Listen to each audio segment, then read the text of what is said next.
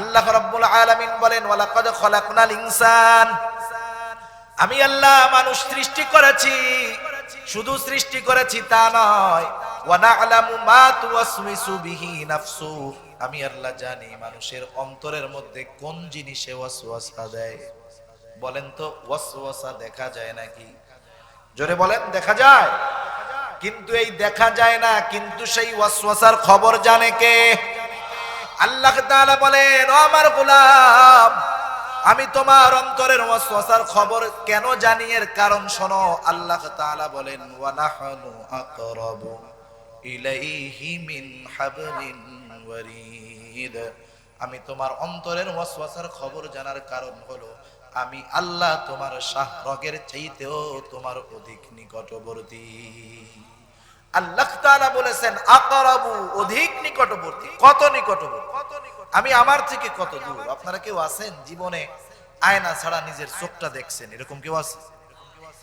আমার পিঠটা কত কাছে, কিন্তু জীবনেও পিঠটারে দেখতে পারি নাই। এত কাছে থেকেও আমি কমার নিজের কত দূর, অথচ আল্লাহ তাআলা বলেন বান্দা আমি তোমার অধিক নিকটবর্তী, অন্তরের খবরটাও জানি। আল্লাহ তাআলা শুধু অন্তরের খবর জানেন বিষয়টা এমন নয়।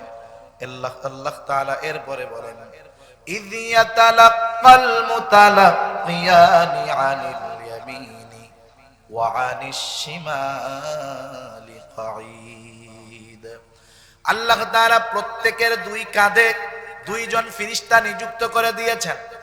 এদেরকে আমরা কিরামান কাতিবিন নামে চিনি। আল্লাহ তাআলা আরো এক জায়গায় বলেন কিরামান কাতিবিনা ইয়ালামুনা মা তাফআলুন। আল্লাহ তাআলা বলেন কিরামান কাতিবিন, জানে তোমরা কি করো। তার মানে আমাদের প্রত্যেকটা আমলের ব্যাপারে আল্লাহ তাআলা জানেন। দুই কাঁধের দুইজন ফেরেশতা জানে। আরো একজন ফেরেশতা আল্লাহ তাআলা নিযুক্ত করে রাখছেন, যার কাজ হলো কথাগুলা রেকর্ড করা। আল্লাহ বলেন মা ইয়ালফিযু মিন কাওলিন ইল্লা লাদাইহি রাকীবুন আতীদ। আলহামদুলিল্লাহ, আলহামদুলিল্লাহিল্লাযী হাদানা লিল ইসলাম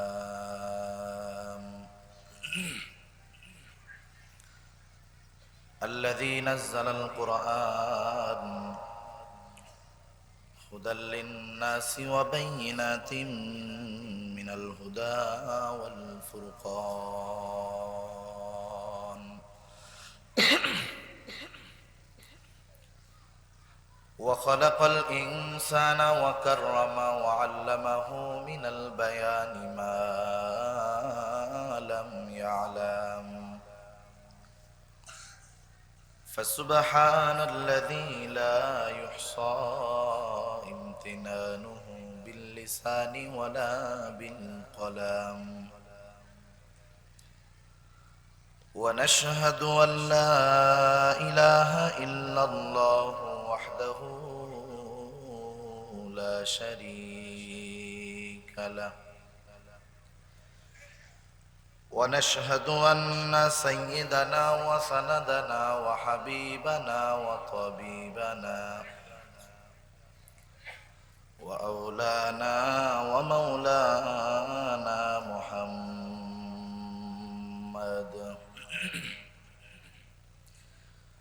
صلى الله تعالى عليه وعلى آله وأصحابه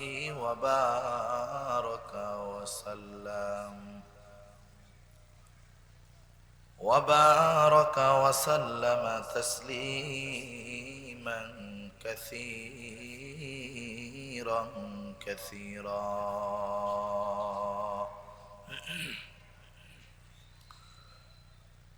أما بعد فأعوذ بالله من الشيطان الرجيم.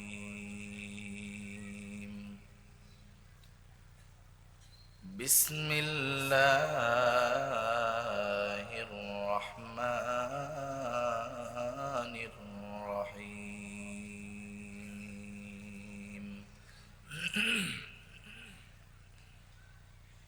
يا أيها الذين آمنوا فاصبروا وصابروا ورابطوا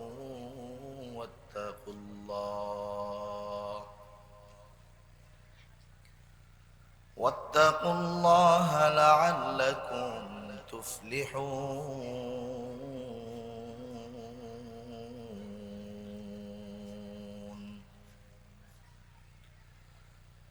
وقال تعالى: ولنبلونكم بشيء من الخوف والجوع ونقص من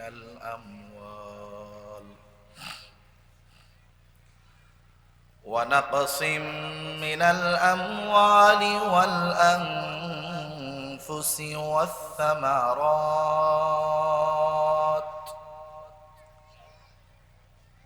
وبشر الصابرين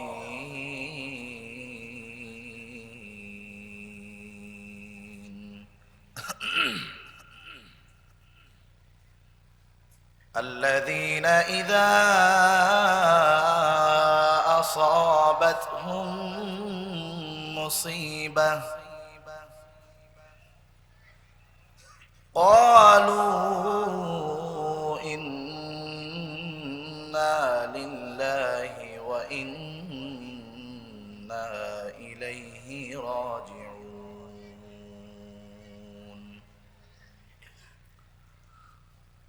أولئك عليهم صلوات من ربهم ورحمة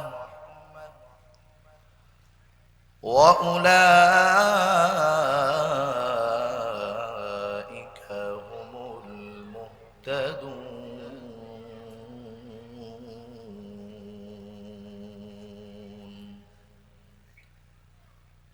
وقال رسول الله صلى الله عليه وسلم: أشد الناس بلاء الأنبياء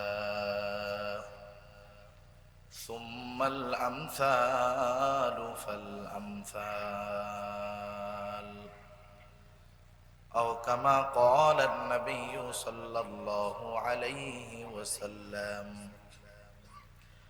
صدق الله العلي العظيم وصدق رسوله النبي الكريم، ونحن على ذلك من الشاهدين والشاكرين، والحمد لله رب العالمين.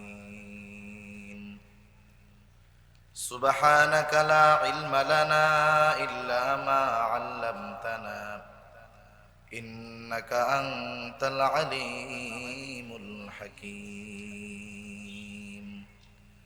আমরা সবাই মুহাব্বতের সাথে জবান খুলে দুরূদ শরীফ পাঠ করি। আল্লাহুম্মা সাল্লি আলা মুহাম্মাদিন ওয়া আলা আলি মুহাম্মাদ কামা সাল্লাইতা আলা ইব্রাহিম ওয়া আলা আলি ইব্রাহিম إنك حميد مجيد. اللهم بارك على محمد وعلى آل محمد كما باركت على إبراهيم وعلى آل إبراهيم إنك حميد مجيد. محمد نے آکر کفر کو مٹایا،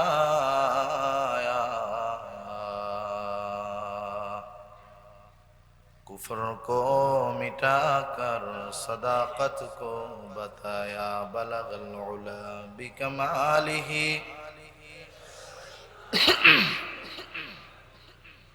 حسنت جميع خصاله، صلوا عليه.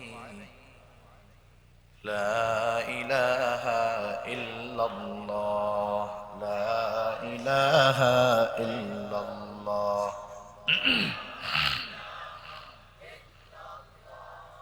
لا إله إلا الله، لا إله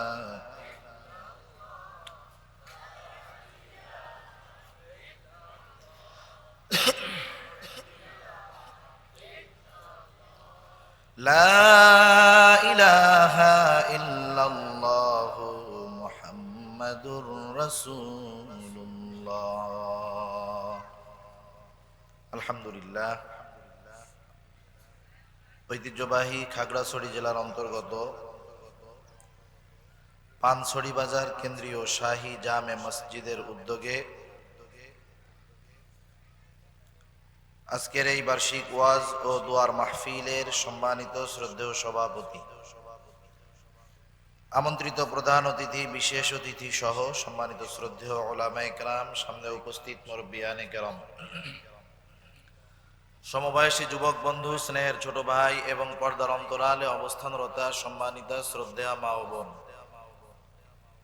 দয়াময় আল্লাহ রাব্বুল আলামিনের দরবারে অগণিত শুকর যে মহান মালিক আমাদের হায়াতে বরকত দিয়ে সুস্থ রেখে এতক্ষণ পর্যন্ত হযরতুল আল্লাম মাওলানা মুফতি রিদওয়ানুল কাদির হাফিজাহুল্লাহ হযরতের জবান থেকে বহুত গুরুত্বপূর্ণ দ্বীনি আলোচনা আপনারা শ্রবণ করতেছিলেন। আল্লাহ তাআলার তৌফিকে মহান আল্লাহ আমাকেও আপনাদের খেদমতে কিছু দ্বীনি কথা পেশ করবার লক্ষ্যে এখানে উপস্থিত হওয়ার তৌফিক দিয়েছেন, আপনাদেরকে শ্রবণ করার জন্য সুযোগ করে দিয়েছেন। যেই মহান মনিব আমাদেরকে এইরকম একটি দামি মজলিসে আসার, বসার, দ্বীনি আলোচনা শ্রবণ এবং দ্বীনি আলোচনা করবার সুযোগ করে দিলেন, সেই মহান মনিবকে খুশি করার জন্য মহব্বতের সাথে জবান খুলে অন্তর থেকে আমরা একবার কালিমাতুশ শুকর পাঠ করি, আলহামদুলিল্লাহ। অগণিত দুরূদ ও সালাম সাইয়্যিদুল আম্বিয়া, আশরাফুল আম্বিয়া, খাতামুল আম্বিয়া, বিশ্বনবী, শেষ নবী, শ্রেষ্ঠ নবী মুহাম্মাদুর রাসূলুল্লাহ সাল্লাল্লাহু আলাইহি ওয়াসাল্লামের প্রতি। আমি আপনাদের খেদমতে পবিত্র কোরআনুল কারীমের সূরা আলে ইমরানের সর্বশেষ আয়াত 200 নম্বর আয়াত এবং পবিত্র কোরআনুল কারীমের সর্ববৃহৎ সূরা বাকারা থেকে 3টা আয়াত তিলাওয়াত করেছি এবং রাসূলুল্লাহ সাল্লাল্লাহু আলাইহি ওয়াসাল্লামের অগণিত হাদিস থেকে একটা হাদিস পাঠ করেছি। আল্লাহ তাআলার কাছে তৌফিক চাই, আল্লাহ তাআলা অল্প সময়ের মধ্যে কিছু কথা আমাকে বলার তৌফিক দান করেন, যে কথাগুলো আমাদের দুনিয়া এবং আখিরাতের জন্য কল্যাণ করা হয়। সকলে বলি আমিন। সম্মানিত উপস্থিতি, এই দুনিয়াতে এমন কোনো মানুষ নাই যেই মানুষ সফল হতে চায় না। প্রত্যেকে প্রত্যেকের জায়গায় সফল হতে চায়, ঠিক কিনা বলেন? যিনি ব্যবসা করেন তিনি চান তিনি একজন সফল ব্যবসায়ী হবেন।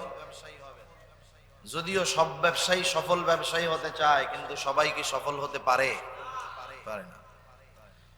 প্রত্যেকটা লাইনে এরকম, যিনি রাজনীতি করেন উনি চান রাজনৈতিক লাইনে সর্বোচ্চ সফলতা অর্জন করতে, কিন্তু সবাই কি পারে? যারা লেখাপড়া করে তারা চায় যে বাংলাদেশের সর্বোচ্চ শিক্ষিত হবে, সে বিসিএস ক্যাডার হবে, বিসিএস কমপ্লিট করবে, ভালো একটা চাকরিদার হবে, একটা সময় সে বাংলাদেশের সরকারি চাকরির সর্বোচ্চ পর্যায়ে সচিব হয়ে যাবে। সবাই আশা করে, কিন্তু সব ছাত্র কি পারে? তাহলে দেখুন, সবাই সফল হতে চায় কিন্তু সবাই সফল হতে পারে না। দুনিয়াতে এগুলাকে আমরা সফলতার মানদণ্ড মনে করি। আমরা সফল মূলত বলি কাদের? যারা নিজেদের মেধা, পরিশ্রম এবং যোগ্যতার বলে সমাজে প্রতিষ্ঠিত হয়, আমরা তাদেরকে বলি সে সফল ব্যক্তি, ঠিক কিনা বলেন? সে যে ধর্মের, যে বর্ণের, যে গোত্রের হোক, এটা দুনিয়ার সফলতার সংজ্ঞা। যে নিজের মেধা, যোগ্যতা, পরিশ্রম ব্যয় করে দুনিয়ার লাইনে সফল হতে পারে, আমরা তাকে বলি সফল ব্যক্তি। এটা দুনিয়ার মানুষের সংজ্ঞা, কিন্তু আল্লাহর সংজ্ঞায় সফলতার সংজ্ঞা এটা না। আল্লাহ তাআলার সংজ্ঞায় সফল কে? আল্লাহ তাআলা পবিত্র কোরআনুল কারীমের মধ্যে বলেন, ফামান যুহজিহা আনিন নার ওয়া উদখিলাল জান্নাতা ফাকাদ ফাজ। আল্লাহ রাব্বুল আলামিন বলেন, ফামান যুহজিহা আনিন নার ওয়া উদখিলাল জান্নাতা ফাকাদ ফাজ। যে জাহান্নাম থেকে বাঁচলো, জান্নাতে প্রবেশ করলো, আল্লাহ বলেন সে সফল হয়ে গেল। কারণ পরীক্ষার হলে একটা ছেলের পরীক্ষা যত ভালো হোক না কেন, আর একটা ছেলের পরীক্ষা যত খারাপ হোক না কেন, এই কথা বলার কারো অধিকার নাই অন্তত পরীক্ষার হলের মধ্যে এই ছেলেটা পাস, এই ছেলেটা ফেল। পরীক্ষার হলের থেকে পরীক্ষা শেষ হলো, পরীক্ষা শেষ হওয়ার পর স্বাভাবিক সময় আমরা দেখতাম 3টা মাস পরে ফলাফল দেওয়া হয়। ফলাফলের দিন ঘোষণা করা হয় কে সফল হলো, কে A+ পেল, কে ফেল হয়ে গেল। ওই যে পরীক্ষার হল থেকে সময় 3 মাস পরে যেমন ফলাফল ঘোষণা করা হয়, এই দুনিয়াটা হলো মুমিনের জন্য পরীক্ষার হল, পরীক্ষার জায়গা। দুনিয়ার পরীক্ষার হলের মধ্যে সেই জন্য কে সফল, কে বিফল, কে ব্যর্থ এটা বলার কোনো সুযোগ নাই। ফলাফল দিবস কিয়ামতের দিন আল্লাহ রাব্বুল আলামিন বলেন, ওয়া ইন্নামা তুওয়াফাউনা উজুরাকুম ইয়াউমাল কিয়ামাহ। আল্লাহ তাআলা বলেন, তোমাদেরকে কিয়ামতের দিন পরিপূর্ণ প্রতিদান দেওয়া হবে। অর্থাৎ দুনিয়ার যেই পরীক্ষার হল, এই পরীক্ষার হলের আমলের ফলাফল কিয়ামতের দিন প্রদান করা হবে। ওই ফলাফলের দিন ফামান যুহজিহা আনিন নার, জাহান্নাম থেকে যে বাঁচবে, ওয়া উদখিলাল জান্নাতা ফাকাদ ফাজ। আল্লাহ তাআলা বলেন যে জান্নাতে যাবে, আল্লাহ বলেন ফাকাদ ফাজ, সেই মানুষটা অবশ্যই সফল মানুষ হয়ে যাবে। তাহলে আল্লাহ তাআলার সংজ্ঞায় সফল হলো সে জান্নাতে যাবে যে, আল্লাহ তাআলার সংজ্ঞায় ব্যর্থ হলো সে জাহান্নামে যাবে যে। দুনিয়ার সম্পদ, সম্মান, ইজ্জত, সুস্থতার আলোকে আল্লাহ তাআলা সফল বিফলের ঘোষণা দিবেন না। যেমন পরীক্ষার 3 মাস পরে তার ফলাফল কেমন হবে এটা মূলত নির্ধারিত হয়ে যায় পরীক্ষার হলেই। বলেন তো, যেই ছেলেটা পরীক্ষার হলের মধ্যে উত্তরপত্রের মধ্যে কিছু না লেখে সাদা কাগজ স্যারের কাছে জমা দিয়ে বাড়িতে ফিরে আসে, বাড়িতে ফিরে আসার পরে সে যদি তাহাজ্জুদ পড়ে, আওয়াবিন পড়ে, ইশরাক পড়ে, সবার কাছে দোয়া চায় যে একটু দোয়া কইরেন যাতে করে আমি গোল্ডেন A+ পাই, কিন্তু তার খাতার মধ্যে কিছু লেখা নাই। বলেন তো, তার জন্য যত দোয়া হোক, তারে যত তাবিজ দেওয়া হোক, সে যত বড় আমল করুক, স্বাভাবিক নিয়ম হলো এগুলা কোনো কাজে আসবে না, কারণ পরীক্ষার হলে খাতার মধ্যে সে উত্তর লেখে না। তাহলে মূলত কে সফল হবে, কে বিফল হবে ঘোষণা না হলেও মোটামুটি নির্ধারিত হয়ে যায় পরীক্ষার হলের মধ্যে, ঠিক কিনা বলেন? এজন্য এই দুনিয়া হলো মুমিনের জন্য পরীক্ষার হল। সেজন্য আল্লাহ তাআলা ওই কিয়ামতের দিন আমরা যেন সফল হতে পারি, গোল্ডেন A+ পেতে পারি, এজন্য এই পরীক্ষার হলে আমাদের কি করণীয় আমাদেরকে আল্লাহ তাআলা সুন্দরভাবে জানিয়ে দিয়েছে। সূরা আলে ইমরানের 200 নম্বর আয়াতের মধ্যে আল্লাহ তাআলা মুমিনদেরকে 4টি গুণে গুণান্বিত হতে বলেছেন। কয়টি গুণে? 4টি গুণে গুণান্বিত হতে বলেছে। এরপরে আল্লাহ তাআলা বলে দিয়েছে, হে মুমিন, তুমি যদি এই 4টি গুণে গুণান্বিত হও তুমি সফল মুমিন হয়ে যাবা। আল্লাহ তাআলা মুমিনদেরকে উদ্দেশ্য করে বলেন, ইয়া আইয়ুহাল্লাযীনা আমানু। আল্লাহ তাআলা বলেন, হে ঈমানদারেরা, 1 নাম্বার গুণ আল্লাহ তাআলা বলেন ইসবিরু, মুমিন তুমি সবর করো। 2 নাম্বার গুণ আসাবিরু, সবরের উপরে তুমি অটল থাকো। 3 নাম্বার গুণ রাবিতু, সর্বদা জিহাদের জন্য প্রস্তুত থাকো। 4 নাম্বার গুণ ওয়াত্তাকুল্লাহ, আল্লাহ তাআলাকে ভয় করো।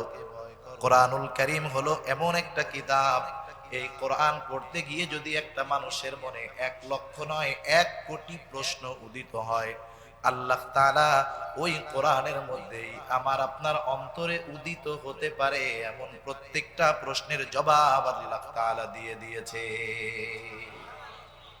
আমরা যদি এখন জিজ্ঞাসা করি, আল্লাহ মুমিন তো হলাম, কিন্তু এই 4 গুণে কেন গুণান্বিত হব? আল্লাহ তাআলা বলেন, ও আমার গোলাম, এই 4 গুণে তুমি গুণান্বিত হবা কেন শুনে নাও, লাআল্লাকুম তুফলিহুন, যাতে করে তুমি সফল মুমিন হতে পারো। কয়টা গুণ জোরে বলেন? এক নাম্বার গুণ, আল্লাহ তাআলা বলেন ইসবিরু, বান্দা তুমি সবর করো, সবর।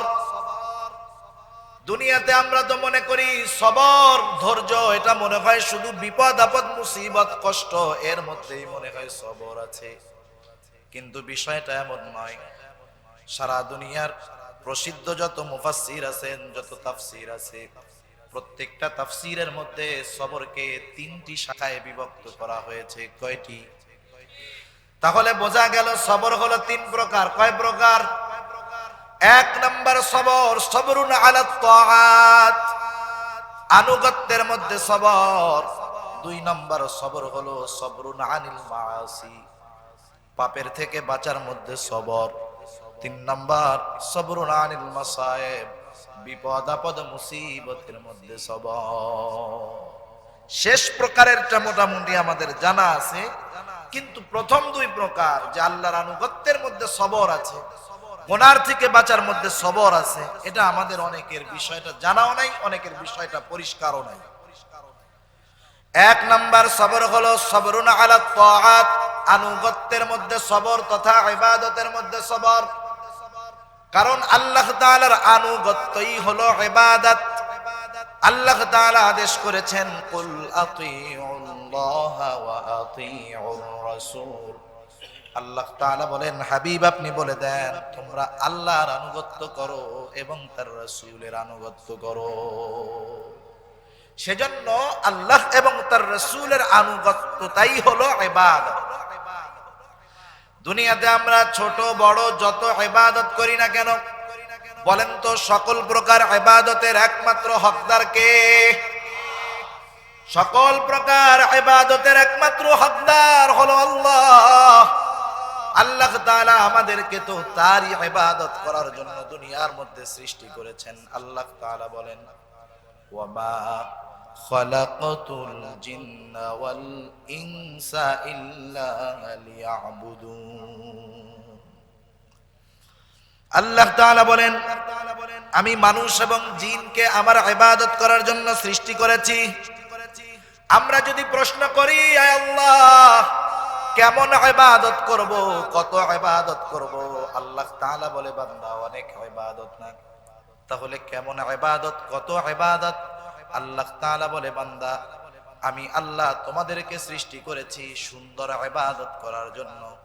আল্লাহ তাআলা সূরা মুলকের মধ্যে বলেন আল্লাযী খালাকাল মাউতা ওয়াল হায়াতা লিয়াবলুয়াকুম আইয়ুকুম আহসানু আমালা। আল্লাহ রাব্বুল আলামিন বলেন তিনি আল্লাহ। কে আল্লাহ? আল্লাযী খালাকাল মাউতা ওয়াল হায়াত, যিনি মৃত্যু এবং জীবনকে সৃষ্টি করেছেন। কেন সৃষ্টি করেছেন? তিনি বলেন লিয়াবলুয়াকুম, তোমাদের পরীক্ষা করার জন্য। তাহলে এই মরণ এই জীবন আল্লাহ তাআলার সৃষ্টি হলো আমাদের পরীক্ষার জন্য। কি পরীক্ষা করতে চান আল্লাহ? আল্লাহ বলেন বান্দা মৌত এবং হায়াত তোমাদের পরীক্ষা করার জন্য সৃষ্টি করেছি। পরীক্ষাটা হলো আইয়ুকুম আহসানু আমালা, তোমাদের মধ্যে কার আমল কত সুন্দর। আল্লাহ তাআলা এটা বলে নাই যে পরীক্ষা হইলো কার আমল কত বেশি। আল্লাহ এটা বলছে? বলে নাই। সেজন্য ইবাদতের মধ্যে যদি সবর আনতে হয়, ইবাদত সুন্দর হইতে হবে। সুন্দর সুন্দর ইবাদতই সবরওয়ালা ইবাদত। এখন আমার আপনার ইবাদত সুন্দর হবে, তাহলে সবরওয়ালা ইবাদত হয়ে যাবে। কিন্তু সুন্দরের সংজ্ঞা আমাদের কাছে একরকম, আল্লাহর কাছে আর এক রকম। আমরা সুন্দর কোনটাকে বলি? যেটা দেখলে আমাদের চোখ তৃপ্ত হয়, যেটা দেখলে আমাদের চোখ তৃপ্ত হয়, অন্তর প্রশান্তি পায়, সেটাকেই বলি আমরা সুন্দর। ঠিক কিনা বলেন? ছেলেটা সুন্দর, মেয়েটা সুন্দর, বাড়িটা সুন্দর, রংটা সুন্দর, চোখে যখন ভালো লাগে আমার অন্তরের মধ্যে সিগন্যাল চলে আসে, দেখো এই জিনিসটা সুন্দর, ছেলেটা সুন্দর। কিন্তু আল্লাহ তাআলার সংজ্ঞায় দৃষ্টিতে যেটা ভালো লাগে, চোখ দেখলে যেটা মজা পায়, সেটাই সুন্দর। বিষয়টা এমন না। বলেন তো, যদি চোখ দেখলে ভালো যেইটা লাগে সেটা সুন্দর হইতো, তাহলে আমাদের দৃষ্টিতে আমাদের সংজ্ঞায় আফ্রিকান মানুষগুলো সুন্দর নাকি কালো? ওরা আমাদের দৃষ্টিতে সুন্দর না। অথচ আল্লাহ রাব্বুল আলামিন সেই আফ্রিকান ইউথিপিয়ান হযরতে বেলাল রাদিয়াল্লাহু তাআলা আনহু কালো, শুধু কালো তা নয়, কালোর কালো, চেহারার গড়ন গঠনও ভালো নয়। বলেন তো এই কারণে কি বেলাল আল্লাহ তাআলার কাছে অসুন্দর নাকি? বরং কত সুন্দর, কত পছন্দনীয় বেলাল। বেলাল হাঁটে দুনিয়ায়, আল্লাহর নবী মেরাজে গিয়ে বেলালের পায়ের আওয়াজ জান্নাতে শুনতে পায়। তাহলে বোঝা গেল চামড়ার সুন্দর, দেখতে সুন্দরের উপরে আল্লাহ তাআলার সুন্দরের সংজ্ঞা নয়, বরং আল্লাহ তাআলা সুন্দর কাকে বলেন রাসূল আকরাম সাল্লাল্লাহু আলাইহি ওয়াসাল্লাম জানায় দেন, ইন্নাল্লাহা লা ইয়ানজুরু ইলা সুওয়ারিকুম ওয়ালাকিন ইয়ানজুরু ইলা কুলুবিকুম ওয়া নিয়াতিকুম। আল্লাহর নবী বলেন নিশ্চয়ই আল্লাহ তাআলা কারো সূরত দেখেন না। আল্লাহ তাআলা দেখেন না কে কত সুন্দর, আল্লাহ তাআলা দেখেন না কে কত উচ্চ বংশের, বরং আল্লাহ তাআলা কি দেখেন, ওয়ালাকিন ইয়ানজুরু ইলা কুলুবিকুম ওয়া নিয়াতিকুম, বরং আল্লাহ তাআলা দেখে কার অন্তর কেমন, কার নিয়তটা কেমন। অন্তরের সৌন্দর্যের উপরে আল্লাহ তাআলার কাছে সুন্দর অথবা অসুন্দর বিবেচিত হয়। দুনিয়ার মধ্যে ঐতিহাসিকগণ বলেন, যদি তৎকালীন আরবে রাসূল আকরাম সাল্লাল্লাহু আলাইহি ওয়াসাল্লামের সময় সমগ্র আরবের মধ্যে তিনজন মানুষকে সর্বাধিক জ্ঞানী মনে করা হতো, তাহলে এই তিনজনের মধ্যে একজন হইতো যে তার নাম হলো আবু জেহেল। ওই সময় যদি সমগ্র আরবে সৌন্দর্যের দিক দিয়ে তিনজন লোককে বিবেচনা করা হতো, তাহলে তাদের মধ্যে একজন হলো আবু জেহেল। বংশীয় মর্যাদার দিক দিয়ে যদি তিনজন লোককে বিবেচনায় আনা হতো, আমার আপনার নবী তো আসেনি, এই তিনজনের মধ্যে একজন হইতো আবু জেহেল। বলেন তো বংশীয় মর্যাদা, সৌন্দর্য, জ্ঞান, গরিমা থাকার পরেও কাউরে যদি আল্লাহ তাআলা ছেলে দেয়, এখন সে গেছে একজনের কাছে, বলেন তো আমার ছেলের নামটা কি রাখা যায়? ওই লোকটা যদি তারে বলে, শোনো তোমারে তো আল্লাহ একটা ছেলে দিয়েছে, এক কাম করো, ছেলের একটা নাম রাখবা, আমি তোমারে 10,000 টাকাও দিব, তুমি ছেলের নামটা রাখবা আবু জেহেল। কেউ রাখবে? 1 লাখ টাকা দিলে রাখবে? আপনি দুনিয়াতে যত ইসলামের দুশ্মন বলেন, যা বলেন, কারো নাম আবু জেহেল আছে? হিন্দু ধর্মের মধ্যে কারো আবু জেহেল নাম আছে? খ্রিস্টান, বৌদ্ধ, যত নাস্তিক আছে কারো নাম আবু জেহেল আছে? অথচ আবু জেহেলের কর্ম ওদের অনেকের কাছে প্রিয়, কিন্তু নামটা কেউ রাখে না। রাখে? অথচ দেখেন কালো বেলাল দেখতে অসুন্দর, গোলামের ঘরের গোলাম, একটা দুইটা নয়, সারা দুনিয়ার মধ্যে যদি খোঁজা হয় লক্ষ লক্ষ বেলাল পাওয়া যাবে, লক্ষ লক্ষ মানুষ পাওয়া যাবে যাদের নাম আছে বেলাল। ঠিক কিনা বলে? তাহলে বোঝা গেল আল্লাহ তাআলা অন্তরের উপরে নির্ভর করে সুন্দর অথবা অসুন্দর বলেন। এই জন্য রাসূল আকরাম সাল্লাল্লাহু আলাইহি ওয়াসাল্লাম জানায়া দেন, আল্লাহ তাআলা বান্দার নিয়ত দেখে, আল্লাহ তাআলা বান্দার অন্তর দেখে। এই জন্য অন্তরের সৌন্দর্য যেই জিনিসের সাথে লেগে যায় ওই জিনিসটা দামি হয়ে যায়। সেজন্য সুন্দর ইবাদত যদি করতে হয় এর সাথে অন্তরের একটা সম্পর্ক আছে। কথা বোঝা গেছে না? এখন আসেন আমরা আমাদের ইবাদতকে সবরওয়ালা সুন্দর ইবাদতে যদি পরিগণিত করতে চাই, দুইটা জিনিস লাগবেই। কয়টা জিনিস? দুইটা জিনিস লাগবে। এই জায়গাটা মূলত এখন অন্ধকার, কিন্তু লাইটের কারণে আলোকময় হয়ে গেছে, আলোকিত হয়ে গেছে। বলেন তো এই লাইট আলো দেওয়ার জন্য লাইটের সাথে কয়টা তার দেওয়া লাগছে? একটার মধ্যে কারেন্ট আছে আর একটার মধ্যে কারেন্ট নাই। এখন যদি কোনো আল্লাহর বান্দা চিন্তা করে সারা জিন্দেগি লাইটের মধ্যে দুইটা লাইন দিয়ে আমি লাইট জ্বালাইলাম, আজকে একটা কাজ করব, একেবারে পাওয়ার হাউস থেকে সর্বোচ্চ ভোল্টেজের কারেন্টের একটা তারের লাইন আইনা লাইটের এক পাশে লাগায়া দিব, আর এক পাশে আর্থিং লাইন দিব না। বলেন তো যত হাই ভোল্টেজের লাইন ওই এক লাইন আইনা লাইটের সাথে দেওয়া হোক না কেন, কিয়ামত পর্যন্ত যদি সে চেষ্টা করে তার লাইট জ্বলবে নাকি? ভোল্টেজ যদি একটু কম হয়, আর্থিং লাইন থাকলে হয়তো আলো একটু কম দিবে, তবুও জ্বলবে। ঠিক কিনা? অনুরূপ ভাবে আমার আপনার আমল যদি সুন্দর সবরওয়ালা আমলে পরিণত করতে হয়, একটা যত বেশি হোক আর একটা যদি না থাকে চলবে না, দুইটাই লাগবে। এই দুই জিনিসের প্রথম জিনিসের নাম হলো ইখলাস। সেজন্য আল্লাহর নবী বলেন আখলিস দীনাকা ইয়াকফিকাল আমালুল কালিল। আল্লাহ তাআলা বলেন তোমার ঈমানকে পরিশুদ্ধ করো, অর্থাৎ তোমার নিয়ত খাঁটি করো, তোমার ইখলাস পরিশুদ্ধ করো, অল্প আমল নাজাতের জন্য যথেষ্ট হয়ে যাবে। দুনিয়ার মধ্যে কেউ যদি এমন আমল করে যে আমলের মধ্যে ইখলাস নাই, বড় হোক আর ছোট হোক, ওই আমল হলো জাল আমল। কি আমল? জাল আমল। যেমন মনে করেন, একটা মিসাল দিলে বুঝতে সহজ হবে। 1 লক্ষ টাকার একটা নতুন বান্ডিল, 1000 টাকার নোট, টাকার পরিমাণ 1 লক্ষ। নতুন টাকাগুলা নিয়ে ব্যাংকের মধ্যে চলে গেল। আধুনিক প্রযুক্তিতে আরো কিছু জাল টাকা ওর সাথে অ্যাড করা আছে। 1 লক্ষ টাকার বান্ডিলের মধ্যে মনে করেন 20-25টা টাকা আছে জাল টাকা, আর 75টা নোট হলো অরিজিনাল টাকা। দিন যত যায় প্রযুক্তি তত বাড়ে, জাল টাকার উন্নতিও তত বেশি হয়।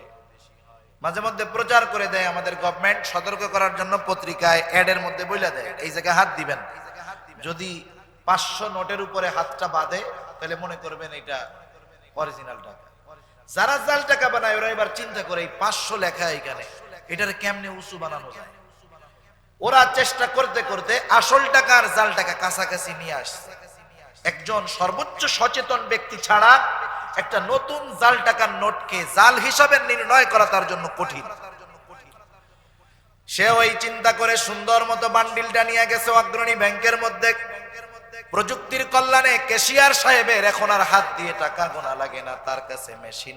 বলেন তো ব্যাংক কর্তৃপক্ষ তার মূল টাকার সাথে টাকাটা রাখবে নাকি নষ্ট করে ফেলবে? বুড়ায় ফেলবে, ছিঁড়ে ফেলবে। এবং জাল টাকা বহনকারীকে শাস্তির সম্মুখীন হতে হবে, গ্রেফতার করা হবে। আইন শৃঙ্খলা বাহিনী তাকে ধরে নিয়ে যাবে, শাস্তি দিবে, জেল হবে। অনুরূপ ভাবে যে আমলগুলা আমরা ইখলাসবিহীন করি, যত বড় হোক আর যত ছোট হোক, ওই আমলগুলা হলো জাল আমল। টাকা যেমন মেশিনে দেওয়ার সাথে সাথে ধরা পড়ে যায় কোনটা জাল কোনটা আসল। কিয়ামতের দিন আল্লাহ তাআলা আমাদের সবার আমলগুলা হাজির করবে। আল্লাহ তাআলা বলেন ওয়াকাদিমনা ইলা মা আমিলু মিন আমালিন ফাজআলনাহু হাবাআন মানসুরা। আল্লাহ তাআলার সামনে আমাদের কৃত সব আমল উপস্থিত করা হবে। আল্লাহ তাআলার কুদরতি মেশিনে যখন আমার আপনার আমল দিয়ে দেওয়া হবে, দুনিয়ার মধ্যে যেই আমলগুলা দেখা মানুষে বলতো সুন্দর, দেখ লোকটা কত দীর্ঘ সময় দাঁড়ায় নামাজ পড়ে, কত লম্বা কেরাত পড়ে, কত সুন্দর তার কেরাত, কত সুন্দর তার রুকু, কত সুন্দর তার সেজদা। মানুষ দান করতেছে, মানুষেরা বলে দেখ লোকটা কত দানবীর। এই যে বড় বড় আমলগুলা ছিল কিন্তু ইখলাস ছিল না, আমলটা ছিল জাল আমল। আল্লাহ তাআলার কুদরতি মেশিনে দেওয়া হবে। আল্লাহ তাআলার কুদরতি মেশিনে দেওয়ার পর আল্লাহ তাআলা শুধুমাত্র ইখলাসওয়ালা আমলগুলাকে কবুল করবে, বাকি আমলগুলাকে আল্লাহ তাআলা আল হাবাউল মানসুরে পরিণত করবে। তার মানে ধুলায় নিশ্চিহ্ন করে দেওয়া হবে তার আমল, তার আমল বাতিল বলে গণ্য হবে। অনুরূপ ভাবে জাল টাকা বহনকারী যেমন শাস্তির সম্মুখীন হলো, জাল ইবাদত করার কারণে জাহান্নামের শাস্তি ভোগ করা লাগবে। সেজন্য আল্লাহর সংজ্ঞায় সুন্দর আমল হতে 1 নাম্বার দরকার ইখলাস। কি জোরে বলেন? নিয়তের পরিশুদ্ধতা। 2 নাম্বার যেটা দরকার সেটার নাম হলো সুন্নাত তথা রাসূলুল্লাহ সাল্লাল্লাহু আলাইহি ওয়াসাল্লামের পদ্ধতি লাগবেই লাগবে। কারণ দুনিয়াতে এমন কোন ইবাদত নাই যে ইবাদতের মধ্যে সুন্নাত নাই। আমাদের দেশে কিছু মানুষ বোঝে না, এরা মনে করে মনে হয় সুন্নাত সুন্নাত, এটা না পড়লে কি হইলো, না করলে কি হইলো, করলে সওয়াব না করলে গুনাহ। গুনাহ নাই, আসলে বিষয়টা এমন না। কিছু ইবাদত কিছু সুন্নাত আছে যেটা ফরজ। যেমন কোরআনুল কারীমের মধ্যে নামাজের আদেশ আছে 82 জায়গায়। ইমানের পরে সবচেয়ে গুরুত্বপূর্ণ আমল হলো নামাজ। আল্লাহ তাআলা কোরআনের মধ্যে ৮২ জায়গায় নামাজের আদেশ করেছেন। তাহলে বোঝা গেল নামাজ হলো ফরজ ইবাদত। আদেশটা কার? আল্লাহ তাআলা নামাজের আদেশ করেছেন। নামাজ যে ফরজ পাইছি কোন জায়গায়? কোরআনুল কারীমের মধ্যে নামাজ ফরজ এইটা পাইছি। বলেন তো আল্লাহ সুবহানাহু ওয়া তাআলা নামাজ ফরজ করেছে কোরআনে জেনেছি, কিন্তু কোরআন থেকে কি নামাজের পদ্ধতি জানতে পেরেছি নাকি? নামাজের পদ্ধতি কোথায় পেলাম? নবী আমার বলেন, সল্লু কামা রাআইতুমুনি মুসাল্লি। নামাজ ফরজ করেছেন আল্লাহ, নামাজের পদ্ধতি দেখায় দিয়েছেন রাসূলুল্লাহ সুবহানাল্লাহ। সেজন্য যেই নামাজ আমরা পড়ি এটা শুধু ফরজ না, মূলত এটা সুন্নাত। এই সুন্নাত হলো ফরজ। সেজন্য কিছু সুন্নাত আছে যেগুলা ফরজ, কিছু সুন্নাত আছে যেগুলা ওয়াজিব। যেমন দাড়ি রাখা, এটা সুন্নাত, কিন্তু সাধারণ সুন্নাত না। সারা দুনিয়ার ফুকাহায়ে কেরাম এই ব্যাপারে একমত। যারা রাখতে পারেন নাই আল্লাহ তাআলা তাদের রাখার তৌফিক দিক। আরো জোরে বলেন। কিন্তু সারা দুনিয়ার ফুকাহায়ে কেরাম একমত, দাড়ি কমপক্ষে ১ মুষ্টি রাখতেই হবে। কেউ যদি ১ মুষ্টির কম রাখে তাহলে তার ওয়াজিব তরকের গুনাহ হবে। তার মানে বোঝা গেল কিছু সুন্নাত আছে যেগুলা ওয়াজিব, আবার কিছু সুন্নাত আছে যেগুলা সুন্নাত। আবার দুনিয়ার মধ্যে কিছু মুবাহ কাজ আছে, বৈধ কাজ আছে, যেগুলা করলে সওয়াব নাই, না করলে গুনাহ নাই। সেই কাজগুলাও যদি কেউ সুন্নাত তরিকায় করে, ওই কাজগুলাও তার আমলনামায় ইবাদত বলে গণ্য হয়ে যায়। দৈনন্দিন কত কাজ করি আমরা। যদি থাকে সরাই দিবেন। না না, সরাই দিবেন থাকলে। তাহলে দেখেন দুনিয়াতে কিছু মুবাহ কাজ আছে যেগুলা করলে সওয়াব নাই, না করলে গুনাহ নাই। যেমন মনে করেন খাওয়া দাওয়া। কোন মানুষ যদি সারা জিন্দেগি তার না খাওয়া লাগে, আর যদি না খাইয়া যদি সে দুনিয়া থেকে সুস্থ অবস্থায় বিদায় নেয়, বলেন তো কিয়ামতের দিন আল্লাহ জিজ্ঞাসা করবে নাকি, গোলাম তুমি দুনিয়াতে কেন ভাত খাও নাই, রুটি খাও নাই, জাহান্নামে যাও? বলবে? অথচ এই খাওয়া এটা দুনিয়ার একটা মুবাহ কাজ, করলে না করলে কোনো অসুবিধা নাই। কিন্তু কেউ যদি এই খাওয়াটা সুন্নাত তরিকায় খায়, খাওয়ার আগে সুন্দর মতো দস্তরখান বিছায় নেয়, সুন্নাত পদ্ধতিতে বসে নেয়, মাথাটা ঢাইকা নেয়, বিসমিল্লাহ বলে খানা শুরু করে, ডান দিক দিয়ে খায়, খাওয়ার বদনাম বলে না, দোষ ত্রুটি বলে না, খানা দস্তরখানে পড়ে গেলে উঠায় খায়, খাবারটা ভালো মতো চেটে খায়, খাওয়ার পরে আলহামদুলিল্লাহ বলে, এই খাওয়াটা শেষ করলো। এই খাওয়াটা এখন সাধারণ খাওয়া নাই, সুন্নাত তরিকায় খাওয়ার কারণে এই খাওয়া এখন ইবাদত বলে গণ্য হয়ে যায়। দুনিয়ার সব কাজ যেগুলা বৈধ, হারাম না, প্রত্যেকটা কাজের মধ্যে সুন্নাত আছে। এজন্য আমার আপনার ইবাদত যদি সুন্দর সবরওয়ালা ইবাদত করতে হয়, লাগবে ইখলাস এবং সুন্নাত। সুন্নাত তো এমন গুরুত্বপূর্ণ একটি ব্যাপার, যেমন আল্লাহ তাআলা বললেন, আমি আল্লাহর আনুগত্য করো, আমার রাসূলের আনুগত্য করো। মূলত আনুগত্য করা যায় তার যাকে দেখা যায়। আল্লাহকে কি দেখা যায় নাকি? আমরা জিজ্ঞাসা যদি করি, আয় আল্লাহ, রাসূলের আনুগত্য করব বুঝলাম, কিন্তু আপনার আনুগত্য কিভাবে করব? আল্লাহ তাআলা বলেন, গোলাম চিন্তিত হয়ো না, সলিউশন আমি আল্লাহ দিয়ে দিচ্ছি। আল্লাহ বলেন, মাইয়ুতি'ir রাসূলা ফাকাদ আতা আল্লাহ। যে আমার রাসূলের আনুগত্য করলো সে আমি আল্লাহর আনুগত্য করলো। সুবহানাল্লাহ। তাহলে আমার আপনার ইবাদত যদি সবরওয়ালা সুন্দর ইবাদতে পরিগণিত করতে হয়, ইখলাস এবং সুন্নাত এই দুইটা জিনিস যখন ছোট বড় যে আমলের মধ্যে আসবে, এটা সবরওয়ালা আমল হয়ে যাবে। ২ নাম্বার প্রকার হলো সবরের, সবরুন আনিল মাআসি, পাপাচার থেকে বাঁচার মধ্যে সবর। আজকে তো দুনিয়া এমন ভাবে প্রতিদিন সময় অতিবাহিত হচ্ছে, আর অন্যায় অপরাধ বাড়তেছে, ঠিক কিনা বলেন? সকল প্রকার গুনাহ বাড়তেছে, পাপ বেড়ে যাইতেছে। আজকে পুলিশে নিয়োগ হচ্ছে অনেক জায়গায়, অনেক যুবক, বেকার যুবক খুশি যে পুলিশের চাকরি হবে, বেকারত্ব দূর হবে, আমি চাকরি করব, বিবাহ শাদী করব, রাস্তা ক্লিয়ার। বলেন তো আইন শৃঙ্খলা কখন কঠোর করার দরকার? যখন অপরাধ বাড়ে বেশি, তার মানে পুলিশ বাড়া, এটা দুনিয়াতে অপরাধ বাড়ছে, এটার আলামত। দুনিয়ার মধ্যে অপরাধ নির্ণয় করার জন্য বিভিন্ন প্রযুক্তির ব্যবস্থা করা হইতেছে।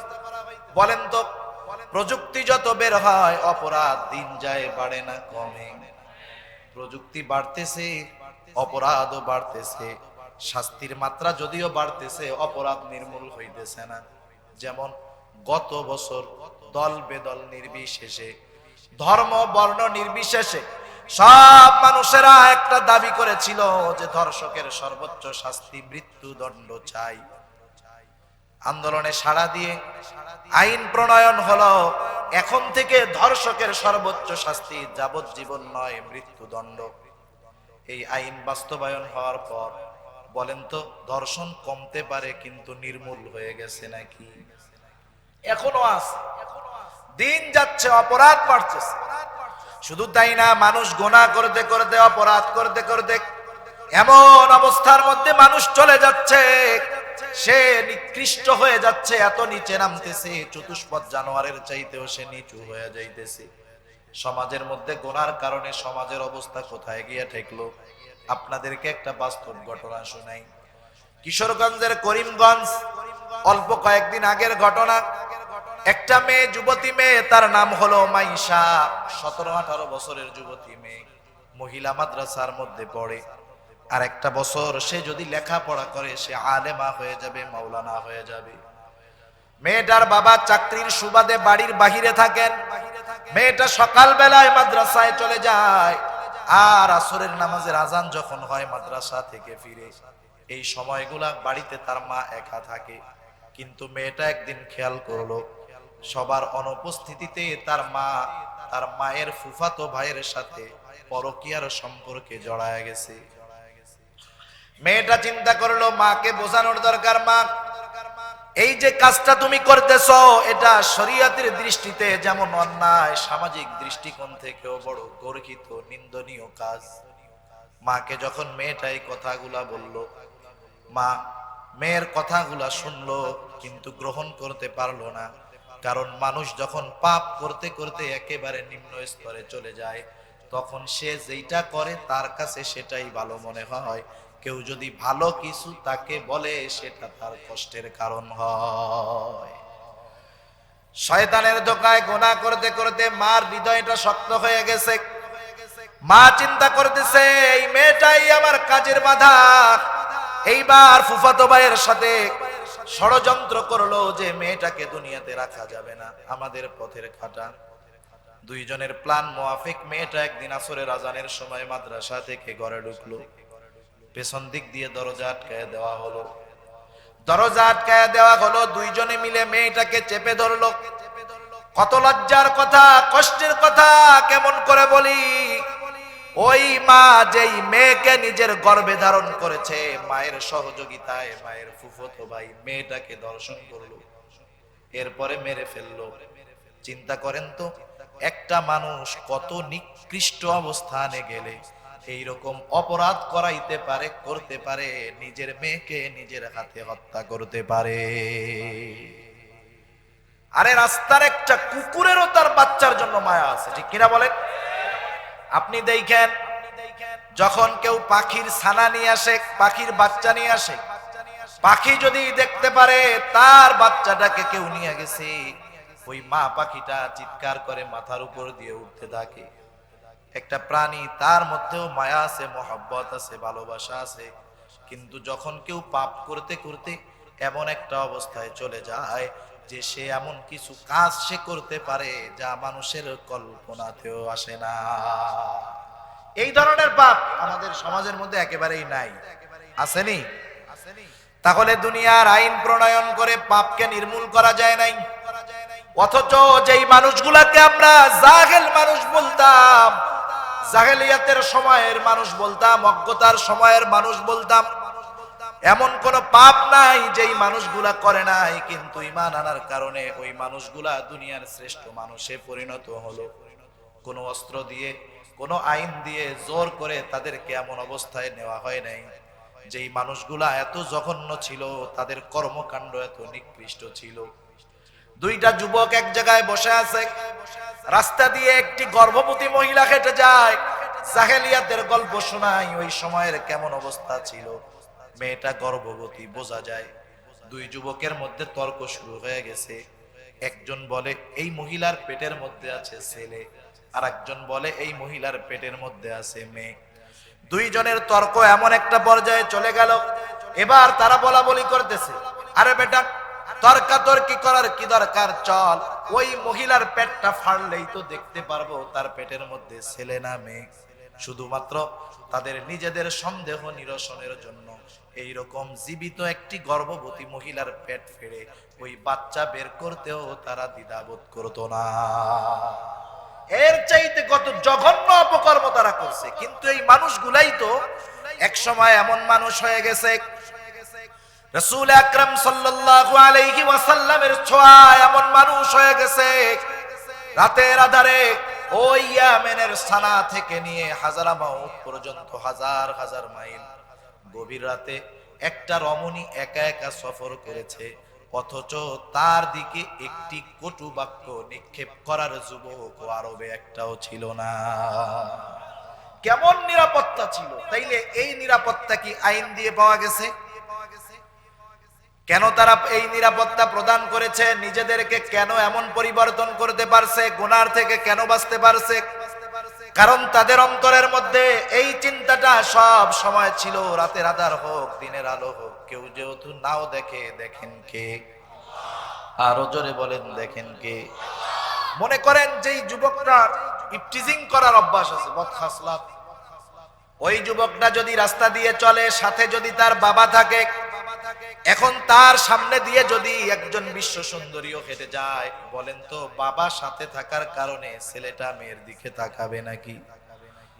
ছেলেটা চিন্তা করবে, আমি যদি মেয়েটার দিকে তাকাই আর আমার বাবা যদি আমাকে দেখে ফেলে, এটা বড় লজ্জার কাজ হবে। তাহলে বাবার দেখে ফেলার ভয়ে সে অন্যায় করে না, গুনাহ করে না। মানুষ দেখে ফেলবে এই ভয়ে কেউ অন্যায় করে না। প্রতিবেশীর চাচা জেনে ফেলবে এই লজ্জায় অপরাধ করে না। সিসি ক্যামেরায় রেকর্ড হয়ে যাবে এই ভয়ে অপরাধ করে না। মানুষের দেখা ভয় পায়, চাচার দেখা ভয় পায়, সিসি ক্যামেরার দেখা ভয় পায়। আফসোস, মানুষ আল্লাহর দেখার ভয় পায় না। এই ভয় যতদিন না আসবে ততদিন পাপ থেকে বাঁচা সম্ভব। আল্লাহ তাআলা আমাদেরকে দেখেন কেমন দেখা দেখে। আল্লাহ তাআলা বলেন, ওয়ালাকাদ খালাকনাল ইনসানা ওয়া না'লামু মা তুওয়াসওয়িসু বিহি নাফসুহু ওয়া নাহনু আকরাবু ইলাইহি মিন হাবলিল ওয়ারিদ। আল্লাহ রাব্বুল আলামিন বলেন, ওয়ালাকাদ খালাকনাল ইনসান, আমি আল্লাহ মানুষ সৃষ্টি করেছি। শুধু সৃষ্টি করেছি তা নয়, ওয়া না'লামু মা তুওয়াসওয়িসু বিহি নাফসুহু, আমি আল্লাহ জানি মানুষের অন্তরের মধ্যে কোন জিনিসে ওয়াসওয়াসা দেয়। বলেন তো ওয়াসওয়াসা দেখা যায় নাকি? জোরে বলেন, দেখা যায়? কিন্তু এই দেখা যায় না, কিন্তু সেই ওয়াসওয়াসার খবর জানে কে? আল্লাহ তাআলা বলেন, ও আমার গোলাম, আমি তোমার অন্তরের ওয়াসওয়াসার খবর কেন জানি, এর কারণ শোনো। আল্লাহ তাআলা বলেন, ওয়া নাহনু আকরাবু ইলাইহি মিন হাবলিল ওয়ারিদ, আমি তোমার অন্তরের ওয়াসওয়াসার খবর জানার কারণ হলো আমি আল্লাহ তোমার শাহরগের চাইতেও তোমার অধিক নিকটবর্তী। আল্লাহ তাআলা বলেছেন আকরাবু, অধিক নিকটবর্তী। কত নিকটবর্তী? আমি আমার থেকে কত দূর? আপনারা কেউ আছেন জীবনে আয়না ছাড়া নিজের চোখটা দেখছেন? এরকম কেউ আছে? আমার পিঠটা কত কাছে, কিন্তু জীবনেও পিঠটারে দেখতে পারি নাই। এত কাছে থেকেও আমি কমার নিজের কত দূর। অথচ আল্লাহ তাআলা বলেন, বান্দা আমি তোমার অধিক নিকটবর্তী, অন্তরের খবরটাও জানি। আল্লাহ তাআলা শুধু অন্তরের খবর জানেন বিষয়টা এমন নয়। আল্লাহ তাআলা এরপরে বলেন, ইয ইয়াতালাক্কাল মুতালাক্কিয়ানি আনিল ইয়ামিনি ওয়া আনিশ শিমালি কাঈদ। আল্লাহ তাআলা প্রত্যেকের দুই কাঁধে দুইজন ফেরেশতা নিযুক্ত করে দিয়েছেন। এদেরকে আমরা কিরামান কাতিবিন নামে চিনি। আল্লাহ তাআলা আরো এক জায়গায় বলেন কিরামান কাতিবিনা ইয়ালামুনা মা তাফআলুন। আল্লাহ তাআলা বলেন কিরামান কাতিবিন, জানে তোমরা কি করো। তার মানে আমাদের প্রত্যেকটা আমলের ব্যাপারে আল্লাহ তাআলা জানেন। দুই কাঁধের দুইজন ফেরেশতা জানে। আরো একজন ফেরেশতা আল্লাহ তাআলা নিযুক্ত করে রাখছেন, যার কাজ হলো কথাগুলা রেকর্ড করা। আল্লাহ বলেন মা ইয়ালফিযু মিন কাউলিন ইল্লা লাদাইহি রাকীবুন আতীদ। মানুষ জবান দিয়ে যা নিক্ষেপ করে, যা বলে, একজন সদা তৎপর ফেরেশতা তার প্রত্যেকটা কথা রেকর্ড করে সংরক্ষণ করে। সুবহানাল্লাহ। আমার কথা না, আল্লাহর কথা। আমাদের প্রতিটা কর্ম রেকর্ড হয়, প্রতিটা কথা রেকর্ড হয়। শুধু তাই না, এইগুলা আমলনামা আকারে কিয়ামতের দিন প্রত্যেকটা মানুষের কাছে আল্লাহ তাআলা পৌঁছায়া দিবে। কারো আমলনামা ডান হাতে দেওয়া হবে, কারো আমলনামা বুক চিরে পেছন দিক দিয়া বাম হাতে দেওয়া হবে।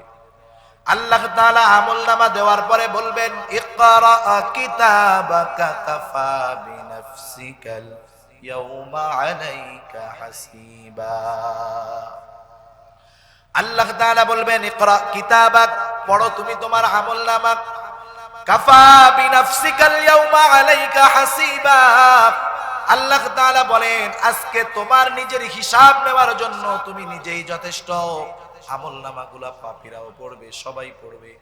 পড়বে আর বলবে মালি হাদাল কিতাব লা ইউগাদিরু সগীরাতান ওয়ালা কাবীরাতান ইল্লা আহসাহা। বলবে হায়রে কেমন কিতাব রে এটা, একটা ছোট গুনাহও বাদ যায় নাই, বড় গুনাহও বাদ যায় নাই। এবার একদল মানুষের অবস্থা এরকম হবে, আমলনামা পড়ার পরেও তার গুনাহকে সে অস্বীকার করবে। ও বলবে আল্লাহ এই আমলনামা মানি না, বরং আমি যাদের দ্বারা গুনাহ করাইছি তারা যদি আমার গুনার ব্যাপারে সাক্ষী দেয় আমি মাইনা নিব। বলেন তো মানুষ গুনাহ করে কি দিয়া? হাত দিয়া, পা দিয়া, চোখ দিয়ে, কান দিয়ে, চামড়া দিয়ে, জবান দিয়ে, ঠিক কিনা বলেন? ও মনে করবে হাত পা চোখ কান না, এরা আবার কেমনে কথা বলবে? এরা যদি সাক্ষ্য দিতে না পারে তাহলে আমি বেঁচে যাব। আল্লাহ তাআলা বলবেন বান্দা ঠিক আছে, শোনো কি হবে সেই দিন। আল্লাহ তাআলা বলেন আল ইয়াউমা নাখতিমু আলা আফওয়াহিহিম ওয়া তুকাল্লিমুনা আইদিহিম ওয়া তাশহাদু আরজুলুহুম বিমা কানু ইয়াকসিবুন। আল্লাহ রাব্বুল আলামিন বলেন আল ইয়াউম, আজকের এই দিন অর্থাৎ কিয়ামতের দিন, নাখতিমু আলা আফওয়াহিহিম, আমি মানুষের মুখের উপরে মোহর মেরে দিব। মানুষ কথা বলতে পারবে না, বাক শক্তি রুদ্ধ হয়ে যাবে। আল্লাহ বলেন মুতাকাল্লিমুনা আইদিহিম, আমার সাথে কথা বলবে তাদের হাত, সাক্ষী দিবে তাদের পা, বিমা কানু ইয়াকসিবুন, তারা দুনিয়াতে হাত পা দিয়ে কি উপার্জন করেছে। আল্লাহ তাআলা এক জায়গায় বলেন শাহিদা আলাইহিম সামউহুম ওয়া আবসারুহুম ওয়া জুলুদুহুম বিমা কানু ইয়াকসিবুন। আল্লাহ তাআলা বলেন সাক্ষী দিবে তাদের কান, সাক্ষী দিবে তাদের চোখ, সাক্ষী দিবে তাদের চামড়া। দুনিয়াতে এগুলা দিয়ে কি অর্জন করেছে বলেন তো? দুনিয়াতে যখন কেউ হাত দিয়ে, পা দিয়ে, চোখ দিয়ে, কান দিয়ে, জবান দিয়ে গুনাহ করে, এরা কোনোদিন মানা করে নাকি? বরং কানকে মজা দেওয়ার জন্য গান শুনে, চোখকে মজা দেওয়ার জন্য যা মন চায় তা দেখে, নিজে তৃপ্তি হওয়ার জন্য, তৃপ্ত পাওয়ার জন্য জবান দিয়ে যা খুশি বলে। দুনিয়াতে এরা কখনো আমাদের বাধা দেয় না, কিন্তু কিয়ামতের দিন এরা আমার আপনার বিপক্ষে সাক্ষী দিয়ে দিবে। মানুষেরা হতভম্ব হয়ে যাবে, কিং কর্তব্য বিমূঢ় হয়ে যাবে। হায়রে এই হাত তো গোনার সময় আমার সাথে ছিল, দুনিয়াতে মানা করে নাই, কথা বলে নাই। চোখ দিয়ে গুনাহ করেছি, চোখ কখনো মানা করে নাই। আজকে দুনিয়ার মধ্য থেকে কিয়ামতের ময়দানে আসলাম, আজকে দেখি এরা আমাদের বিরুদ্ধে কথা বলে, সাক্ষী দেয়। মানুষেরা বলবে ক্বালু লিজুলুদিহিম লিমা শাহিদতুম আলাইনা। মানুষেরা এই অঙ্গ প্রত্যঙ্গ গুলা সহ চামড়াকে উদ্দেশ্য করে বলবে কিরে চামড়া, আজকে আমার বিরুদ্ধে তোমরা কেন সাক্ষ্য দাও? তোমরা তো দুনিয়াতে কথা বলতে পারতা না। এইবার তারা জবাব দিবে, ক্বালু আনতাকানাল্লাহুল্লাযী আনতাকা কুল্লা শাই। আজকে আমাদেরকে কথা বলার ক্ষমতা ওই আল্লাহ দিয়েছে, যেই আল্লাহ সবাইকে কথা বলার ক্ষমতা দিয়েছে। তাহলে আমি যখন কোন গুনার দিকে যাব, এক নম্বরে খেয়াল করব আমাকে সর্ব অবস্থায় দেখে কে। আমি গুনাহ করতে যাব, সর্ব অবস্থায় আমার সাথে তিনজন ফেরেশতা আছে। ওরা আমার কাজের সাক্ষী, ওরা আমার কথা রেকর্ড করে, ওরা আমার কর্মগুলা সম্পর্কে জানে। শুধু তাই না, যেই হাত পা দিয়ে আমি গুনাহ করব, কিয়ামতের দিন ওরাও আমার বিপক্ষে সাক্ষী দিবে। এই চিন্তা যখন কোনো মুমিনের মধ্যে পরিপূর্ণ আসবে, তখন এই হাত কোনোদিন ঘুষ খাবে না। ঠিক কিনা বলে? এই হাত কখনো কারো উপরে জুলুম করবে না। ওই ভয় যদি থাকে, এই পা কোনোদিন পাপের দিকে অগ্রসর হবে না। ওই ভয় যদি থাকে, এই কান কোনোদিন গুনাহ করতে পারে না, কান শুনবে না, চোখ কোনোদিন খারাপ জিনিস দেখবে না। ওই ভয় যদি কারো মধ্যে থাকে, জবান দিয়ে ইসলামকে নির্মূল করা আর এই দুঃসাহসী বক্তব্য দিতে পারবে না। এরা কেন দেয়? কারণ ওদের মধ্যে ওই চিন্তাগুলা নাই। ঠিক কিনা বলেন? ওই চিন্তাগুলা যাদের মধ্যে আসছে, তারা দুনিয়ার শ্রেষ্ঠ মানুষে পরিণত হয়ে গেছে। সেজন্য আমরা যদি গুনার থেকে সবর করতে চাই, বাঁচতে চাই, দুনিয়ার আইনের চিন্তা বাদ দিয়ে আল্লাহ প্রদত্ত এই ব্যবস্থাপনাগুলোর দিকে যদি খেয়াল রাখি, গুনার থেকে বেঁচে থাকা আমাদের সহজ হয়ে যাবে। সবরের ৩ নম্বর প্রকার হলো সবরুন আনিল মাসায়েব, বিপদ আপদ মুসিবতের মধ্যে সবর। আল্লাহ রাব্বুল আলামিন মুমিনকে দুনিয়ার মধ্যে বিপদ আপদ মুসিবত দিয়ে তার ঈমানের পরীক্ষা করবেন। একটা ছাত্র যত মেধাবী হোক, বলেন তো, সে যদি এসএসসি পরীক্ষা না দেয়, তার মেধার কোনো মূল্যায়ন আছে নাকি? তাহলে পরীক্ষার মাধ্যমে মূলত মেধার মূল্যায়ন হয়। ঈমানের পরীক্ষার মাধ্যমে ঈমানের মূল্যায়ন হবে, কার ঈমানটা কেমন। আল্লাহ তাআলা দুনিয়ার মধ্যে মুমিনের ঈমানের পরীক্ষা নেবেন। আল্লাহ তাআলা বড় দয়াময়, বড় মেহেরবান। আল্লাহ তাআলা পরীক্ষা নেবেন, সাথে সাথে পরীক্ষার সাজেশনও আমাদেরকে জানায়া দিয়েছেন। পরীক্ষাগুলা কোন কোন বিষয়ের নেবেন আল্লাহ তাআলা জানায়া দিলেন। আল্লাহ বলেন, ওয়ালা নাবলুওয়ান্নাকুম বিশাইইম মিনাল খাউফি ওয়াল জুউ ওয়া নাকসিম মিনাল আমওয়াল ওয়াল আনফুসি ওয়াস সামারাত। আল্লাহ তাআলা বলেন, ওয়ালা নাবলুওয়ান্নাকুম, আমি অবশ্যই অবশ্যই তোমাদের পরীক্ষা নিব। আমরা বললাম, আল্লাহ পরীক্ষা কিভাবে নিবেন? আল্লাহ তাআলা বলেন, ও আমার ঈমানদার, পরীক্ষা হবে বিশাইইম মিনাল খাউফ, কিছু ভয় ভীতির মাধ্যমে আমি আল্লাহ তোমাদের পরীক্ষা নিব। এরপরে আল্লাহ তাআলা বলেন, ওয়াল জু, ক্ষুধা তথা অভাব দারিদ্রতার মাধ্যমে আমি আল্লাহ তোমাদের পরীক্ষা নিব। এরপরে আল্লাহ বলেন, ওয়া নাকসিম মিনাল আমওয়াল, আমি আল্লাহ মালের ক্ষতির মাধ্যমে তোমাদের পরীক্ষা নিব। এরপরে আল্লাহ তাআলা বলেন, ওয়াল আনফুস, তোমার জীবনের ক্ষতির মাধ্যমে, জানের ক্ষতির মাধ্যমে আমি আল্লাহ পরীক্ষা নিব। মুফাসসিরিনে কেরাম বলেন, এই জানের ক্ষতি নিজেরও হতে পারে, নিজের প্রিয়জনেরও হতে পারে। মনে করেন একজন বহুত দূর থেকে সাইকেল চালায়া ওয়াজ মাহফিল শুনতে আসছে, নসিব খারাপ, যাওয়ার সময় সাইকেল থেকে পড়ে পায়ে ব্যথা পেল, পাটা ভেঙে গেল। একদল মানুষ ওরে বলবে, গেছিলা কই? বলবে, ওই জায়গায় ওয়াজ শুনতে গেছিলাম, আসতে সময় পুইড়া যায় ঠ্যাং ভেঙে গেছে। এইবার ওই লোকগুলা তারে বলবে, এই জন্যই তো রাতের বেলায় আমরা ওয়াজ শুনতে যাই না। ঠিক না? যাইও আবার আর এক মাহফিলে যাইও, বাকি ঠ্যাং যেটা আছে ওইটাও ভাঙ্গে হাতা করে নিয়ে আইসো। মুমিন বান্দা বলেন তো, এই যে পাটা ভাঙলো, খারাপ কাজে না ভালো কাজে? মুমিন বান্দা ভালো কাজে বিপদ হয়েছে আসতে গিয়া, ও নিজের অন্তরকে সান্ত্বনা দিবে, আল্লাহ আমি তো নেকের কাজে গিয়েছিলাম, নিয়ত আমার পরিশুদ্ধ ছিল। আল্লাহ কিয়ামতের ময়দানে আমার কোনো আমল যদিও কাজে না লাগে, এই বিপদটাকে কেন্দ্র করে হলেও আল্লাহ আপনি আমাকে সেদিন মাফ করে দিয়ে, হতে পারে এটা তার নাজাতের কারণ হবে। সেজন্য মাঝে মধ্যে আল্লাহ তাআলা নিজের জানের ক্ষতি দিয়া পরীক্ষা নেন, দেখি বান্দা আমি আল্লাহকে দোষ দেয় কিনা। আবার আল্লাহ তাআলা মাঝে মধ্যে প্রিয়জনের জীবন নিয়ে আল্লাহ তাআলা পরীক্ষা করেন। একজনকে আল্লাহ তাআলা সন্তান দিয়েছে 10 বছর পরে, কলিজার টুকরা সন্তান, 2 বছর বয়স, আব্বু ডাকে আম্মু ডাকে, অন্তরটা শান্ত হয়ে যায়। হঠাৎ করে আল্লাহ তাআলা এই কলিজার টুকরা 10 বছর পরে আসলো সন্তান, 2 বছর বয়স, আল্লাহ তাআলা দুনিয়া থেকে নিয়ে গেল। এইভাবে আল্লাহ তাআলা প্রিয়জনের জানের ক্ষতি দিয়া পরীক্ষা করেন, দেখি এই সন্তানের মৃত্যুতে সে আমি আল্লাহকে দোষারোপ করে কিনা। আবার আল্লাহ তাআলা বলেন ওয়াসসামারাত, ফসলের ক্ষতির মাধ্যমে আমি আল্লাহ তাআলা তাদের পরীক্ষা নেই। একজন সুন্দর পরিশ্রম করে একটা জমিনে চাষাবাদ করলো, মেহনতের শেষ একেবারে লাস্ট সময় আইসা দেখে ধান পেকে গেছে। তার এখন চিন্তা, ধানের যে পরিস্থিতি, আগামী দিন সকাল বেলা গিয়া কয়েকজন লোক নিয়ে ধানগুলা কেটে আনবো। ফলন হয়েছে বাম্পার ফলন, আগামী 1 বছর যা খরচ দরকার তাও হবে, ঋণ যা আছে তাও শোধ হবে। এই নিয়ত কইরা বাড়িতে আইসা রাতের বেলা ঘুমাইলো। হঠাৎ করে মেঘের গর্জন, সাথে সাথে শিলা বৃষ্টি। বলেন তো, ধানের উপরে যদি শিলা বৃষ্টি পড়ে, ওই ধান তো যায়, খড়েরও উপযুক্ত ওইগুলা থাকে না। নেককার বান্দা কি করবে? মুমিন বান্দা আল্লাহরে দোষ দিবে? আল্লাহ তাআলা পরীক্ষা করতে চান, কারণ তাকদীরের ভালো মন্দ সব কার তরফ থেকে আসে?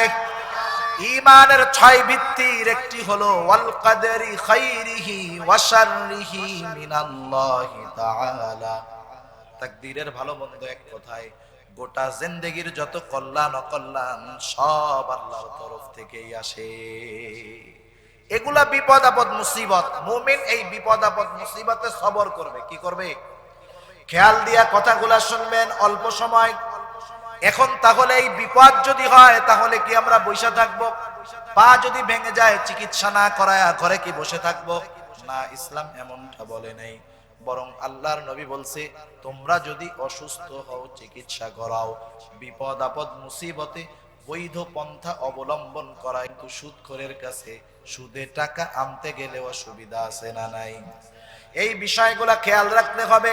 বিপদ আপদ মুসিবতে বৈধ পন্থায় বিপদ থেকে উত্তীর্ণ হওয়ার প্রচেষ্টা করতে হবে।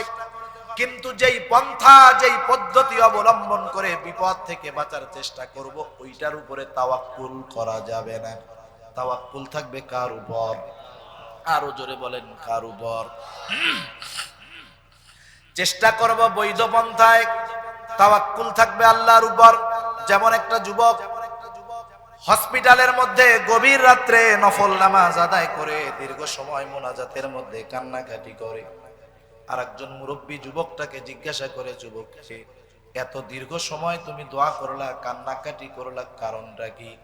যুবক এইবার বলে, চাচা, আমার মা অপারেশন থিয়েটারের মধ্যে রয়েছে, আল্লাহর কাছে দোয়া করলাম, আল্লাহ আমার মার অপারেশনটা যেন সাকসেস হয়।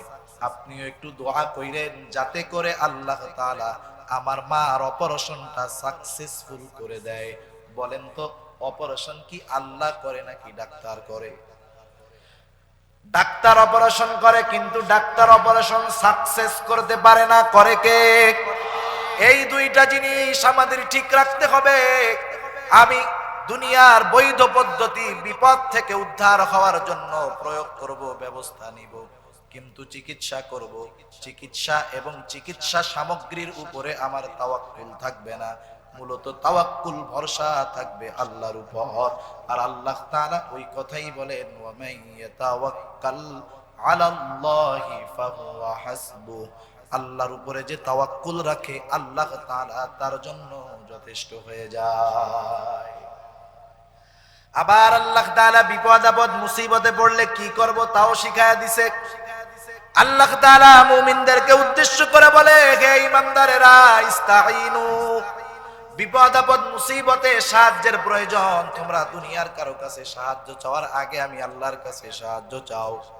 আমরা বললাম, আল্লাহ আপনার কাছে সাহায্য চাইবো কেমনে?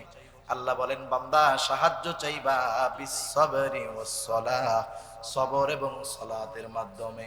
এই দুই পদ্ধতি অবলম্বন করে তোমরা যদি আমি আল্লাহর কাছে সাহায্য চাও বান্দা, এইবার আমি আল্লাহ তুমি মুমিন বান্দাকে একটা ডিগ্রি, একটা উপাধি, প্রমোশন দিয়ে দিব। যেমন চেয়ারম্যানের নির্বাচন হইতেছে না অনেক জায়গায়, প্রত্যেকটা চেয়ারম্যানের কিন্তু মা বাবা মহব্বত কইরা রাখছে এমন একটা নাম আছে, ঠিক না? মনে করেন একজন চেয়ারম্যান হইলো, তার নাম আব্দুর রহিম, তার মা বাবা বড় মহব্বত করে আব্দুর রহিম নামটা রাখছে। এই চেয়ারম্যান নির্বাচিত হওয়ার পর আপনি যদি তারে ডাক দেন, ওই আব্দুর রহিম সাহেব এদিকে আসেন, চেয়ারম্যান নাম ধরে ডাক দিছেন আব্দুর রহিম, বলেন তো এই আব্দুর রহিম ধরে নাম ধরে ডাক দেওয়ার কারণে চেয়ারম্যান খুশি হবে নাকি বেজার হবে?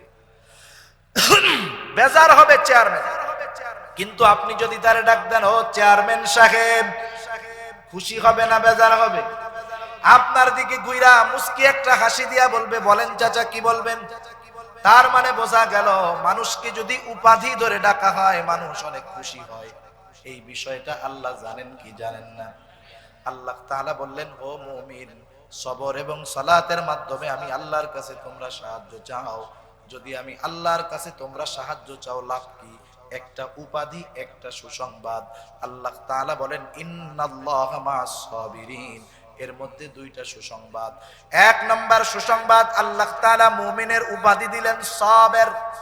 দুই নাম্বার সুসংবাদ হলো আল্লাহ বলেন, ও আমার সাবের মুমিন, আমি আল্লাহ তাআলা তোমার সাথে আছি। আল্লাহ বলেন, ইন্নাল্লাহা মা'আস সাবিরিন, নিশ্চয়ই আল্লাহ ধৈর্যশীলদের সাথে রয়েছে। বলেন, যাদের সাথে আল্লাহ আছে তাদের কোনো ভয় আছে? রাসূল আকরাম সাল্লাল্লাহু আলাইহি ওয়াসাল্লাম হিজরতের সময় সাওর পর্বতের মধ্যে 3 দিন লুকায়া ছিলেন। সিরাতের কিতাবগুলোর মধ্যে আসছে কাফেররা রাসূল আকরাম সাল্লাল্লাহু আলাইহি ওয়াসাল্লাম এবং আবু বকর সিদ্দিক রাদিয়াল্লাহু তাআলা আনহুকে খুঁজতে খুঁজতে একেবারে গর্তের কাছে চলে আসছে। হযরত আবু বকর সিদ্দিক রাদিয়াল্লাহু তাআলা আনহু এতটা ভীত এবং পেরেশান হয়ে গেছেন, তিনি বলেন, কাফেরদের বহুত দূরে যাওয়া লাগে না, তারা যদি শুধু তাদের নিজেদের পায়ের দিকে তাকায় আমাকে এবং আল্লাহর রাসূলকে তারা দেখতে পাবে। প্রচন্ড চিন্তায় চিন্তিত আমি। রাসূল আকরাম সাল্লাল্লাহু আলাইহি ওয়াসাল্লাম আমার চিন্তা, আমার পেরেশানি অনুধাবন করতে পারলেন। আল্লাহর রাসূল বললেন, ও আবু বকর, লা তাখাফু ওয়া লা তাহজান, ইন্নাল্লাহা মা'ানা। ও আবু বকর, তুমি চিন্তাও করো না, ভয়ও পেও না। এই গর্তের মধ্যে শুধু তুমি আর আমি নয়, আমাদের সাথে আল্লাহ আছে। তাহলে বলেন, যার সাথে আল্লাহ আছে তার কোনো ভয় আছে নাকি? আল্লাহ তাআলা বলেন, নিশ্চয় আল্লাহ ধৈর্যশীল মুমিনদের সাথে আছে। এরপরে আল্লাহ তাআলা বলেন, হাবিব, যেই মানুষগুলা আমি আল্লাহর পরীক্ষায় উত্তীর্ণ হয়ে যাবে, সবরের সাথে অবিচলের সাথে থাকবে, অন্যায় পথে পা বাড়াবে না, হ্যাঁ হাবিব, আপনি তাদেরকে জান্নাতের সুসংবাদ জানায় দেন। আল্লাহ তাআলা বলেন, ওয়াবাশশিরিস সাবিরিন, আপনি ধৈর্যশীলদেরকে সুসংবাদ জানায় দেন, অর্থাৎ তাদেরকে আপনি জান্নাতের সুসংবাদ জানায় দেন। প্রত্যেকটা জিনিসের প্রাথমিক কিছু আলামত আছে। যেমন মনে করেন বৃষ্টির সময় কাদা যে জায়গায় হয়, মানুষে পড়ে যায় না মাঝে মধ্যে, কাদার মধ্যে পিছলা খেয়ে পড়ে, কেউ বলে ওরে মা, কেউ বলে ওরে বাবা, কেউ বলে গেছি রে, কেউ বলে ওরে মা। আবার কিছু কিছু আল্লাহর বান্দা পড়ার সাথে সাথে বলে ও আল্লাহ, আছে না নাই? কিন্তু বলেন তো সবাই কি ও আল্লাহ বলে নাকি? সবাই আল্লাহর নাম জবান দিয়ে বের করতে পারে না, কারণ ওই বিপদের মুহূর্তে তার কাছে সবচাইতে আশ্রয়ের ভরসার স্থল যিনি হয়, তার নামটাই তার জবান দিয়ে বের হয়, ঠিক কিনা বলেন? এই জন্য মুমিন বান্দার বিপদ আপদ মুসিবতের প্রাথমিক আলামতের কথা আল্লাহ তাআলা বলেন। আল্লাহ বলেন, হাবিব, ওই সমস্ত সওয়াবের মুমিনদেরকে আপনি জান্নাতের সুসংবাদ জানায় দেন। তারা কারা? আল্লাহ বলেন, আল্লাযীনা ইযা আসাবাতুহুম মুসিবা ক্বালু ইন্না লিল্লাহি ওয়া ইন্না ইলাইহি রাজিউন। আল্লাহ তাআলা বলেন, আল্লাযীনা ইযা আসাবাতুহুম মুসিবা, যাদের উপরে বিপদ আপদ মুসিবত পতিত হলে তারা বলে ইন্না লিল্লাহ, নিশ্চয়ই আমরা আল্লাহর জন্যই, ওয়া ইন্না ইলাইহি রাজিউন, আমরা আল্লাহর কাছেই আবার ফিরে যাব। সেই জন্য ইন্না লিল্লাহ এই দোয়াটা ছোট বড় সকল বিপদ আপদ মুসিবতে পড়তে হবে। শিক্ষা দিল কে? মসজিদ থেকে বাইর হইছে, জুতা পায় না, পড়বে ইন্না লিল্লাহ। ঘরের মধ্যে ঢুকছে, চশমা পায় না, বলবে ইন্না লিল্লাহ। ঘরের মধ্যে ঢুকছে, মানি ব্যাগ পায় না, বলবে ইন্না লিল্লাহ। কাটার খোঁচা লাগছে, বলবে ইন্না লিল্লাহ। মোটরসাইকেল স্টার্ট হয় না, বলবে ইন্না লিল্লাহ। বলেন তো এই ছোটখাটো সকল প্রকার বিপদ আপদ মুসিবতে সবার মুখ দিয়ে কি ইন্না লিল্লাহ বাহির হয় নাকি? যদি বাহির হয় এটা সবের মুমিনের আলামত। এক চাচা মসজিদ থেকে বাহির হইছে, বাইর হয়ে দেখে জুতা নাই, জোরে কয় ইন্না লিল্লাহ। পাশের থেকে আর একজন চাচার কানে কানে আইসা বলে, চাচা কি হইল, মারা গেল কেডা? ধর বেটা, জুতা হারাই গেছে এই জন্য ইন্না লিল্লাহ। ও বলে, চাচা আমার তো জানা নাই, আমি ভাবছি এটা মানুষ মরার দোয়া, এটা মনে হয় মানুষ মরলেই খালি পড়তে হয়। কিন্তু বিষয়টা এমন না, ছোট বড় সব বিপদ আপদ মুসিবতে এই দোয়া পড়তে হবে। শিখাইছে কে? একটা ঘটনার একটা হাদিস বলে আমি আলোচনা শেষ করে দিব। রাসূল আকরাম সাল্লাল্লাহু আলাইহি ওয়াসাল্লামের একজন সহধর্মিনী, তার নাম হলো উম্মে সালামা রাদিয়াল্লাহু তাআলা আনহা। উম্মে সালামা রাদিয়াল্লাহু তাআলা আনহা আল্লাহর রাসূলের সাথে বিবাহের পূর্বে তার স্বামী ছিলেন আবু সালামা। দুইজন ঈমান আনছে, দুজনের মধ্যে বিবাহ হলো। পরিবারের অন্যান্য আত্মীয় স্বজন কারো সাথে তাদের সম্পর্ক তেমন নাই। দুইজনের জিন্দেগি ভালোই চলতেছে। ইতিমধ্যে আল্লাহ তাআলা তাদেরকে দুইটা সন্তান দান করলেন। উম্মে সালামা রাদিয়াল্লাহু তাআলা আনহা বলেন, আমি ঘরের মধ্যে আবু সালামার সন্তান এবং সম্পদের দেখাশোনা করতাম, আর আবু সালামা বাহিরে গিয়ে জীবন উপকরণ সংগ্রহ করত এবং রাসূলুল্লাহ সাল্লাল্লাহু আলাইহি ওয়াসাল্লামের দরবারে গিয়া বসতো। আল্লাহর নবীর দরবার থেকে যা কিছু শিখে আসতো, বাসায় আসার পরে আমাকে আবার সেইগুলা শিখাইয়া দিত। একদিন আবু সালামা রাসূলুল্লাহ সাল্লাল্লাহু আলাইহি ওয়াসাল্লামের দরবার থেকে আসলেন, চেহারাটা হাস্য উজ্জ্বল দেখা যায়। আমি জিজ্ঞাসা করলাম, ও আবু সালামা, আজকে কেন তোমার চেহারাটা এত সুন্দর দেখা যায়, হাস্য উজ্জ্বল মনে হয়, কারণটা কি? আবু সালামা বলে, ও উম্মে সালামা, আজকে আমাদেরকে রাসূলুল্লাহ সাল্লাল্লাহু আলাইহি ওয়াসাল্লাম এমন একটা আমল শিখিয়ে দিয়েছে, বিপদ আপদ মুসিবতে ওই আমলটা যদি কেউ করে, বিপদের মাধ্যমে সে যা হারাবে আল্লাহ বিপদ থেকে উদ্ধার তো করবেই, বিপদের মাধ্যমে সে যা হারাবে তার চাইতে উত্তম বস্তু আল্লাহ তাকে দিয়ে দিবে। দোয়াটা শিখা রাখছে উম্মে সালামা। ইতিমধ্যে উহুদের যুদ্ধের দামামা বেজে গেল। সবার সাথে আবু সালামা উহুদের ময়দানের দিকে রওনা হয়ে গেল। ওই সময় উম্মে সালামার গর্ভে আরো একটা সন্তান আছে, দুইটা সন্তান দুনিয়ায়, আর একটা সন্তান পেটে। আবু সালামা উহুদের ময়দানে চলে গেল। এক বর্ণনায় আসছে আবু সালামা উহুদের ময়দানে শাহাদাত বরণ করলো, আর এক বর্ণনায় আসছে প্রচন্ড রকমের আহত হয়ে গেল আবু সালামা। একদিন উম্মে সালামা রাদিয়াল্লাহু তাআলা আনহা ঘরের কাজ করতেছে, হঠাৎ একটা লোক দৌড়িয়ে আসে, বলে, ও উম্মে সালামা, তোমার স্বামী আবু সালামা আর দুনিয়াতে নাই, মৃত্যুর সংবাদ তাকে দেওয়া হলো। বলেন তো, যেই স্বামী স্ত্রী তারা দুইজন আর তাদের সন্তান ছাড়া দুনিয়াতে কারো সাথে সম্পর্ক নাই, এইরকম কোন মহিলার দুইটা সন্তান পেটে আর একটা সন্তান, এই সময় যদি তার কাছে তার স্বামীর মৃত্যুর খবর দেওয়া হয়, কি হবে? ও তো চিৎকার করবে, স্ট্রোক করবে, মারা যাবে, ঠিক কিনা বলেন? মারা না গেলেও মাথার চুল চাপড়াবে, দেয়ালে মাথা ঠুকাবে, আর আল্লাহর ব্যাপারে অভিযোগ দায়ের করবে, আর বলবে, আল্লাহ, দুনিয়াতে আপনি কি আর কাউরে পান নাই? আমার দুইটা ইয়াতিম সন্তান, পেটের মধ্যে আর একটা সন্তান, এদের কি হবে? আয় আল্লাহ, আপনি এত বড় জালেম, এই ইয়াতিমদের জন্য আপনার কি একটু মায়াও হয় নাই? বলেন তো, এই ধরনের কথাগুলা বলবে কি বলবে না? 99% মহিলা আল্লাহরে দোষারোপ করবে, কিন্তু উম্মে সালামা কি করলো? উনি চিৎকার দেন নাই, আল্লাহর ব্যাপারে কোনো অভিযোগ অনুযোগ করেন নাই। সংবাদটা আসার সাথে সাথে তিনি পড়লেন, ইন্না লিল্লাহি ওয়া ইন্না ইলাইহি রাজিউন। আল্লাহর নবী সাথে আরেকটু দোয়া শিখায়া দিয়েছেন। আল্লাহর নবী শিখায়া দিয়েছেন, তোমরা এইটা বলার পরে বলবা, আল্লাহুম্মা আজুরনি ফি মুসিবাতি ওয়া আখলুফনি খায়রাম মিনহা। এই দোয়ার মাধ্যমে বলা হয়, আল্লাহুম্মা আজুরনি ফি মুসিবাতি, হায় আল্লাহ, আমি যেই বিপদে পড়েছি এই বিপদ থেকে আপনি আমাকে উদ্ধার করেন। শুধু বিপদ থেকে উদ্ধার করবেন তা নয়, এরপরে বলা হয় ওয়া আখলুফলি খায়রাম মিনহা, এই বিপদের মাধ্যমে আমি যা হারিয়েছি তার চাইতে উত্তম বস্তু আপনি আমাকে দিয়ে দেন। উম্মে সালামা ইখলাসের সাথে মুসিবতের সময় এই দোয়া করলেন। ইতিমধ্যে গর্ভের সন্তান দুনিয়াতে ভূমিষ্ঠ হয়ে গেল। 3টা সন্তান নিয়ে স্বামীবিহীন একটা মহিলার জীবনযাপন করা কতটা কষ্টের।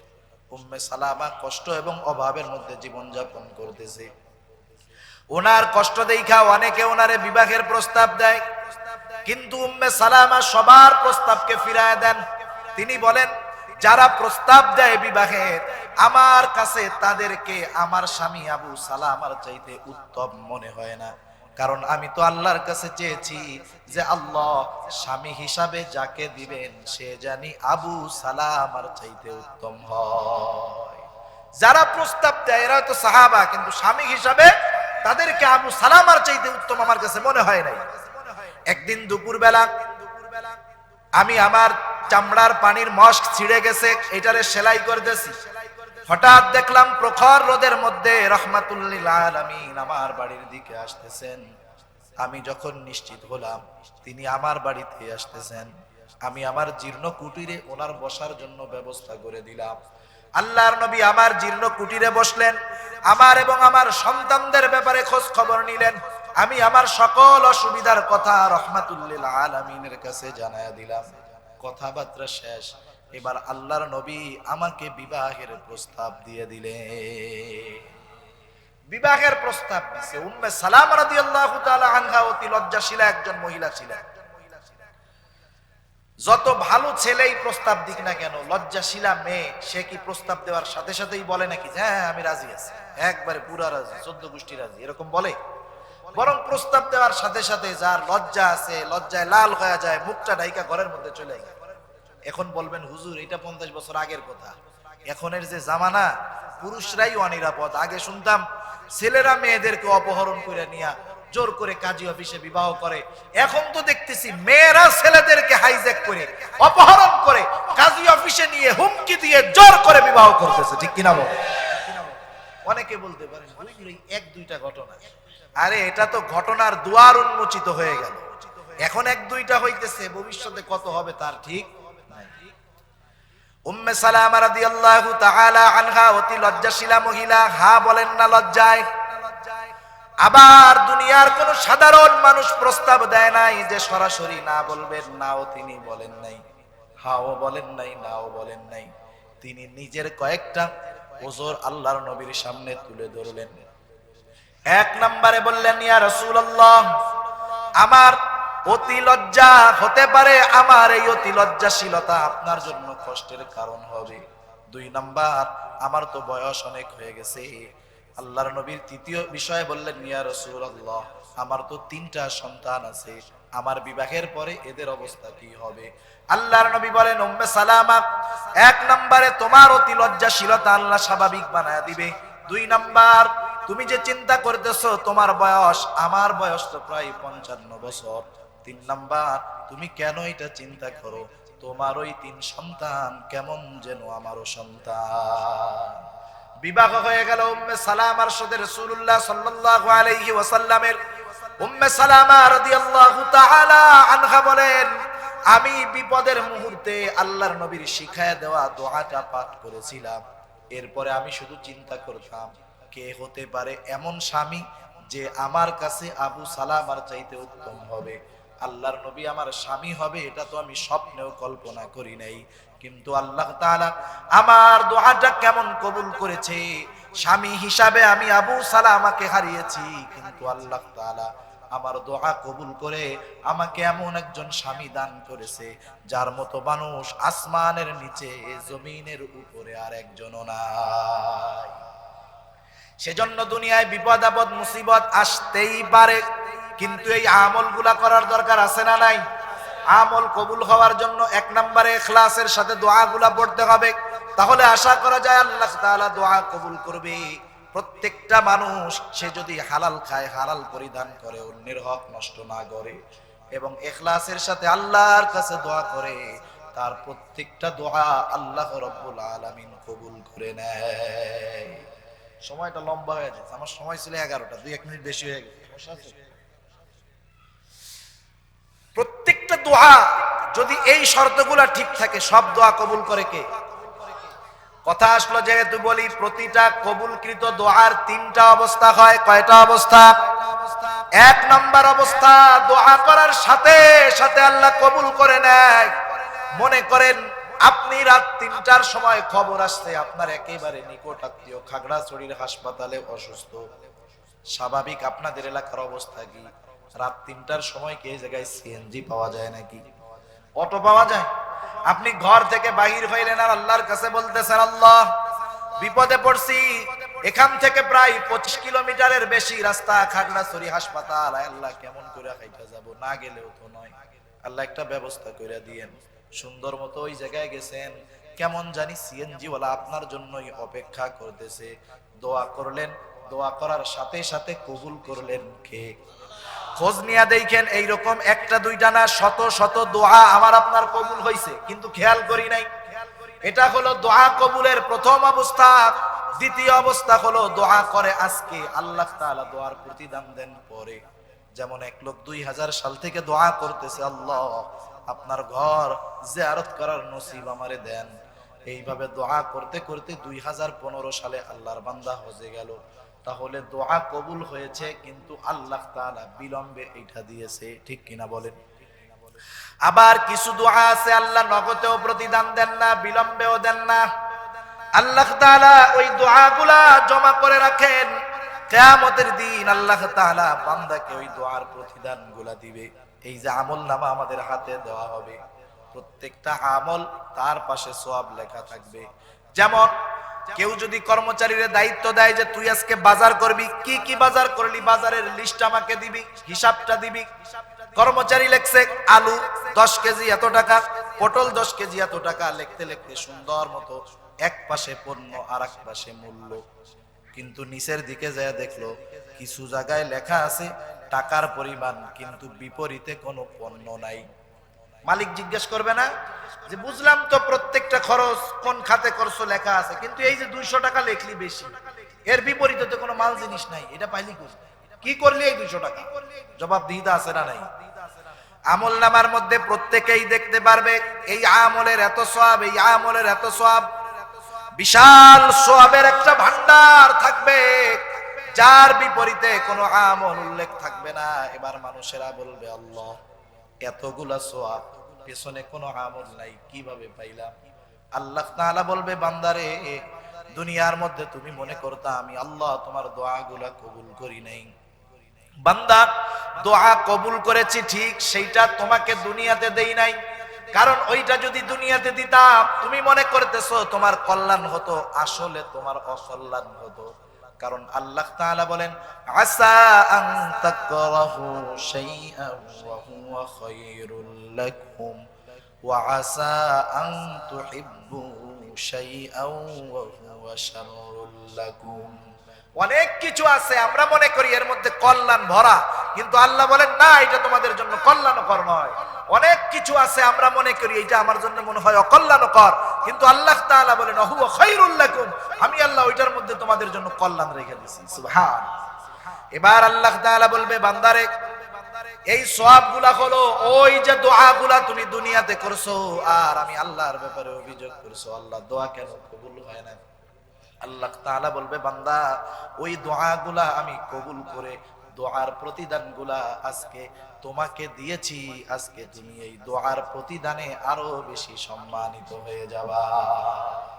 এবার ওই বান্দা বলবে, আল্লাহ তাইলে দুনিয়াতে যেগুলা কবুল করছিলেন ওইগুলা না দিয়ে যদি রাইখা দিতেন কিয়ামতে দিলেই ভালো হইতো।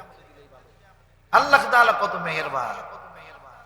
সেজন্য আমরা আল্লাহর কাছে দোয়া করব, বিপদ আপদ মুসিবতে আল্লাহ এবং তার রাসূলের দেখায় দেওয়া পদ্ধতি যদি অবলম্বন করি, সবের মুমিন যদি হই, লাভ কি?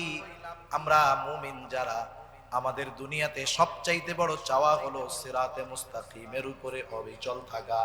কারণ প্রত্যেকটা নামাজের প্রতিটা রাকাতে ইমামের পেছনে যখন মুসল্লি, তখন ইমামের কেরাত মুসল্লির কেরাত। নিজে যখন পড়ি প্রত্যেক নামাজের প্রতি রাকাতে আমরা বলি ইহদিনাস সিরাতাল মুস্তাকিম। এই দোয়া আমরা আল্লাহর কাছে করি, সৎ পথে চলার দোয়া করি। কিন্তু আল্লাহ তাআলা কি বলেন? আল্লাহ তাআলা বলেন, যেই মুমিন বিপদ আপদ মুসিবতে আল্লাহ এবং তার রাসূলের শিখায়া দেওয়া আমল করে, তাদের ব্যাপারে আল্লাহ বলেন, উলাইকা আলাইহিম সালাওয়াতুম মির রাব্বিহিম ওয়া রাহমাহ। আল্লাহ তাআলা বলেন, এই সবের মুমিন যারা, তাদের উপরে তাদের রবের পক্ষ থেকে রয়েছে বিশেষ অনুগ্রহ ও রহমত। মুফাসসিরিনে কেরাম বলেন, কেউ যদি সিরাতে মুস্তাকিমের সঠিক পথিক হিসাবে ওই পথের উপরে অবিচল থাকতে চায়, দুইটা জিনিস দরকার। এই রাস্তার মালিকের অনুগ্রহ আর দয়া দরকার। আল্লাহ হলেন এই সিরাতে মুস্তাকিমের মালিক। উনি যদি দয়া করেন, উনি যদি অনুগ্রহ করেন, বলেন তো এই পথে চলা সহজ না কঠিন? আল্লাহ তাআলা এই কথাই আমাদেরকে বুঝায় দেন, সবের মুমিন যারা, তারা আল্লাহর বিশেষ অনুগ্রহ প্রাপ্ত, রহমত প্রাপ্ত বান্দা। যেই বান্দা আল্লাহর রহমত এবং অনুগ্রহ পেয়ে যায়, আল্লাহ তাআলা বলেন, উলাইকা হুমুল মুহতাদুন। আর ওই সমস্ত মানুষরাই সৎপথ প্রাপ্ত মানুষ। সৎ পথে চলতে হলে, সৎ পথের পথিক হতে হলে সবরের গুণে গুণান্বিত হতে হবে। এ কথা কার?